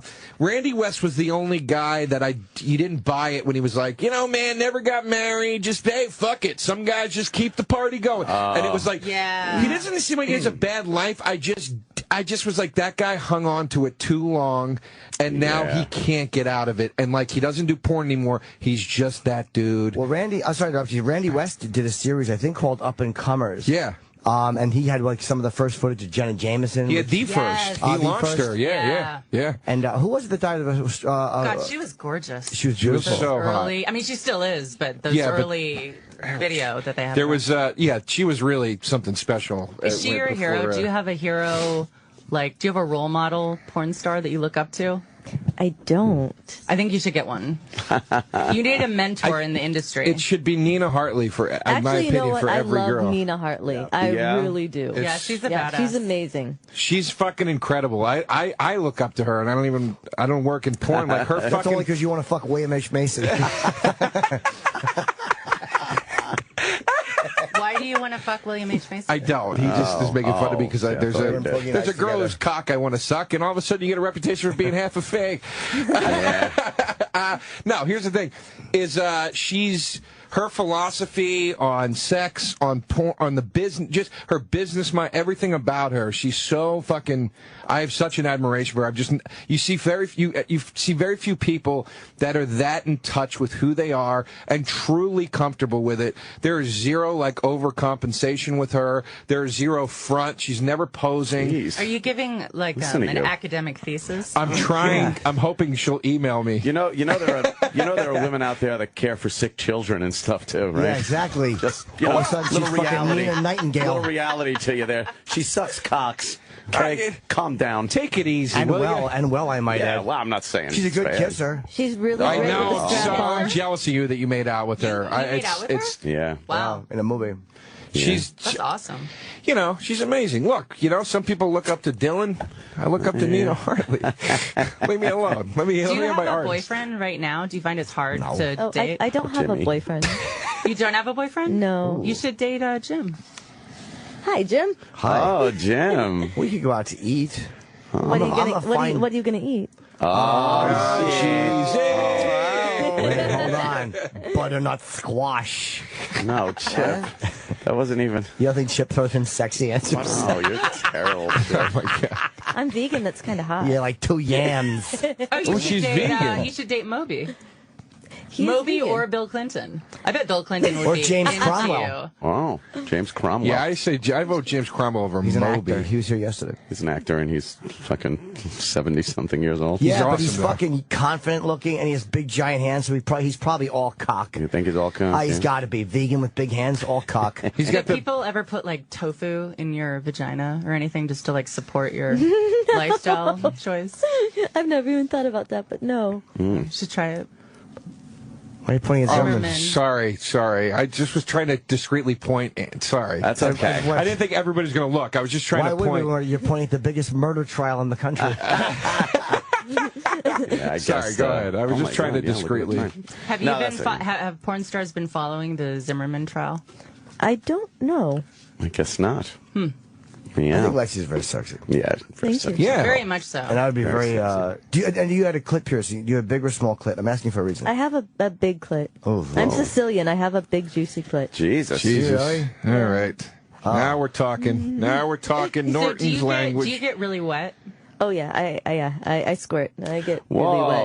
Oh, that's what I was going to ask you, because it says Lexi loves squirt, and it's a little shot glass where you can drink her squirt. I guess I don't know, but so big clit, nice. So what does it take to? It doesn't take much. What, you get in there, a little rattling around, and shit comes flying out, right? Jesus. Easy with the sexy talk. Yeah, I was going to say that was really so hot. technical. Who's not jerking off right now? Because I was watching a few of those on talking about it like on the internet. Motor. Yeah. What? It's like car talk. Yeah.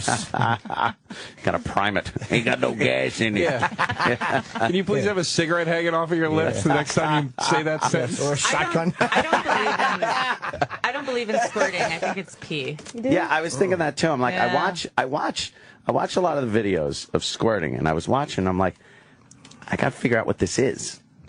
Sometimes, it looks like it's just coming out like pee. Have you ever collected the squirt and then collected your pee and then done like a taste test comparison? Yeah, right. Well, I know that. Well, I haven't tasted my pee, but I have tasted my own squirt, and it's like kind of sweet. Yep. It's like kettle corn. It smells like kettle corn. It's kind of sweet and salty. Let me tell you something. That's amazing. I've had girls squirt in my mouth, never on my dick. So maybe that'll be a new thing, like squirting flavored kettle corn. Wow. No, but I'm telling you, it's not piss, and piss does taste like popcorn. I don't know about squirt like kettle corn. Piss tastes like popcorn. That's a great comparison, kettle corn. So I've said for years people ask me what piss tastes like. You know what? Fucking shit tastes like cotton candy. It's amazing. It's just amazing. No one would think, but no, but I don't. I guess that's a great way to look at it. But no, I've said for years piss tastes like popcorn. Yeah. Squirt's definitely not piss because I've never seen it would be yellow once in a while at least, and I've never seen yellow squirt. I'm gonna maintain that until I can actually do it. So scientific I think it's just like some guy's got a big fucking load and some guys it dribbles out. I think it's just people just shoot differently. Whatever that is, whatever that lube is in a girl. That comes flying out in some girls. Lube. You still say you're talking about cars. Lube. When you're lubing her up. You know, when you're checking the old brake pads. But what are you saying? If whatever the lube is, like the self-lubricating vagina there. You got one of those self-lubricating vagina. You know, whatever that typical fluid is, vagina there. You know, it'll you sound like Cliff you're one cylinder. And so whatever that is, I guess in a girl that could squirt, I think it's called pussy juice. Pussy juice, right? The pussy juice glands, whatever forms the pussy juice, is probably just like insane in girls that squirt. So it just comes flying out. Yeah, maybe. Yeah. And so does that feel better than just like a regular, classic orgasm? It's more intense. The videos are crazy. They're like, they're shaking and arching and fucking shit's flying out. You know what? I've been with two girls in my past that have squirted at the same time. They but they get both of them got extremely self-conscious about it. Yep. One of them. The first time we had sex, it was really wet everywhere, and I just was like, man, Then you woke up and you were holding a knife.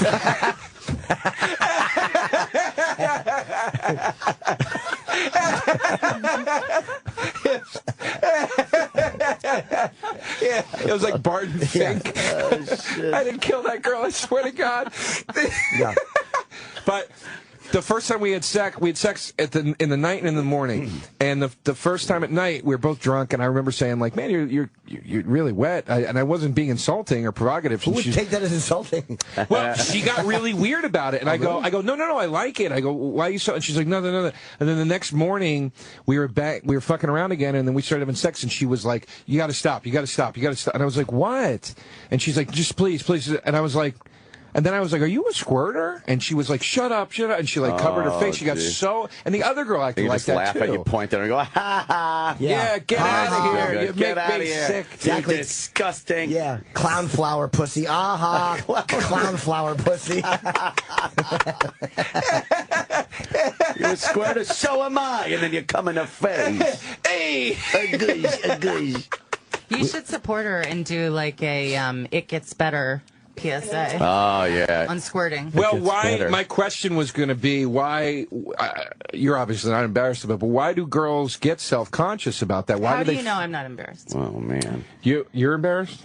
Are you embarrassed? I'm sorry. I apologize. I've been embarrassed before. Oh, you have? Yeah, like I was having sex with somebody and they didn't. I figure everybody knows I'm a squirter. That like if I'm having sex with them, I'm sure they've like watched my porn somewhere along the line, and I squirted a ton, and they like instantly took the sheets off and put new sheets on, and like, whoa, swamp bed, and I'm like, whoa, oof. Why would you do that? I'm like, ouch. But I mean, they didn't mean it in a bad way, but that's what they said, and we were really like drunk, cleaning up from like a murder scene. Yeah, and I would grab the back of your head and put your nose in it and hit you with a newspaper. No. What did you do? What did you do? I would just hand you a toaster. So do you like that a guy has done like due diligence on you before fucking you? Like that would kind of freak me out. Like if it's already happened, like if you meet me and then you go and watch me, then I get a little like, come on, like you're getting the real thing. Why you gotta go and watch the porn? Now, if you've already seen me, well, I can't help the fact that we didn't meet before you watched my porn. So that doesn't bother me. Right. You know? But like watching it, like while you're getting it, like it's just kind of weird. So people want to watch your porn while they're fucking you? So it's like a three-way? That would be great, right? That would be funny. That would be funny. But that would be funny. I have to find one of those micro penises if you have one of those in a movie. Imagine watching, there's just some guy railing it with a giant dick, and you're like, eh. You bet I can imagine that. You bet I can. Jimmy's loving the idea. Oh, boy. That his was better, How wasn't did it? feel? I bet you the people who really like humiliation would probably like be into that. We have to leave soon, so we have to ask Mandy about her podcast, because Mandy came in to plug her podcast. Right, yes. okay. So I have a new podcast, and it's called News Whore. It's like a play. News Whore. Yeah, it's classy, right? Yeah. And it's like a play on media horror and News Corp, and also because I'm kind of a whore, and I'm taking the word back. That's my news hook. I'm taking whore back. And so my first guest is Colin Quinn, and he's super funny. He's and amazing. it's on the Riotcast Network, and you can just go to riotcast.com/news whore. That's easy. Yeah, and just easy. subscribe, and it's awesome. And I have one guest a week, and ask the same hard-hitting questions that I asked Lexi here. Yes. We got a little taste of that. Yeah. So thanks for having me on. I really appreciate it. You know what, dude? You on Riotcast, boom, you grab Mandy, just check it out, boom, boom. Yeah, you flip to this, you listen to the news, dude, you flap back. Did you tape it? Where did you do where Bobby does his podcast over the show? No, I'm actually, so my co-host is Graham Smith, who's this musician and knows audio backwards and forwards. So he set it up in my apartment. And it sounds pretty great. So, I mean, if in the future we may do it at the studio, but we've done about 8 so far in my apartment, and it's worked well. So, oh, good. Yeah. Very cool. Great. I'm trying to get Courtney Love. Oh, really? Yeah, she's a friend of mine, and I think she said she would do it when she's we had her New on. York. She was cool. Yeah, we interviewed her. She was fantastic. Totally. I love her. Yeah. We didn't know we were going to get along with her, but she turned out to be great. She was so much fun. She's so smart. It's frightening. And open and very honest about stuff, which was just great. Where are you going to be? I'll be... Not you. Are you going do you do anything? Do you appear? Where am I going next? Hold on. I'm thinking. That would be the lady where I'm going next. You're promoting, which is called yes. Uncle Don's Exotic Interludes. Oh, that looks fun. Where can we get it? You can buy it on exoticinterludes.com, or you can buy it on penthousestore.com. If you go to penthousestore.com and you type in love, you get 20% off. Yeah. Nice. Yeah. And Joseph tonight and tomorrow is in Philadelphia at the Helium Comedy Club. It's a great club in Philly. And obviously, Joe's a fucking very, very funny comic. Yes. So if you're in Philadelphia or if you're in South Jersey, go check out Joe. Thank you, Jimmy. And, Can I give a plug for the rapist? Where he's going? Yeah, where's the rapist going to be swinging that giant I'll get to dick? that. He'll be doing the Antisocial Comedy Tour with Amy Schumer, Artie Lang, and Dave Attell. We're doing that. Second show is got tickets to July 20th, the day after my birthday, so I'll be doing my very special birthday show. Yes. And I'm doing the Gathering of the Juggalos this year, so if you happen to want to watch a comedian end his career. That's a rough scene over there, dude. I've been there. Oh, yeah, you did it. Yeah, it's rough. I mean, I think it's going to be very different for you. You're going in under very different circumstances than I would. No, not comedy tent. Dude, you got to read the Vice story. Have you read that one? When Tila Tequila got the shit. Oh, yeah, they threw shit at Vice her, story right? is amazing. Hannibal Buress was there that year. Yeah. Like threw shit at her. You're going, there's going to be people probably going, we love Jim Norton, we want to see Jim Norton. I was going as like absolute no-name fucking comic, and the drunks are stumbling in to watch you now. So it was a bad scene, but it might not be that bad for you. I don't know. I did their show on Fuse. Hopefully it will air first, so most of their... But whatever. I'm not really that worried about it. It's money, and it'll be fun because I like those guys. So I guess Mandy and Lexi, thank you. And, of course, Joe is always here. Thank you. Thank you. I guess Sam Roberts coming up next for a little bit until the Ron and Fez show. That's right. So, and you can probably listen to Fez voice the exact same opinion I have on the Zimmerman case. I heard yesterday. He's all for George Zimmerman. Thinks Trayvon was a thug. Fez is like militant for George Zimmerman. So listen to the Ron and Fez show. And Ant will be on Red Eye tonight. I'm taping it. I don't know if it's one of those tape Friday, air Saturday. Oh, okay. Because I think they were doing that or something. I should probably know that. Look for me on Twitter, Anthony Cumia on Twitter, and I'll let you know. Or just go to Justice for Trayvon, and the one voice that doesn't make sense is his Twitter. Have a good weekend.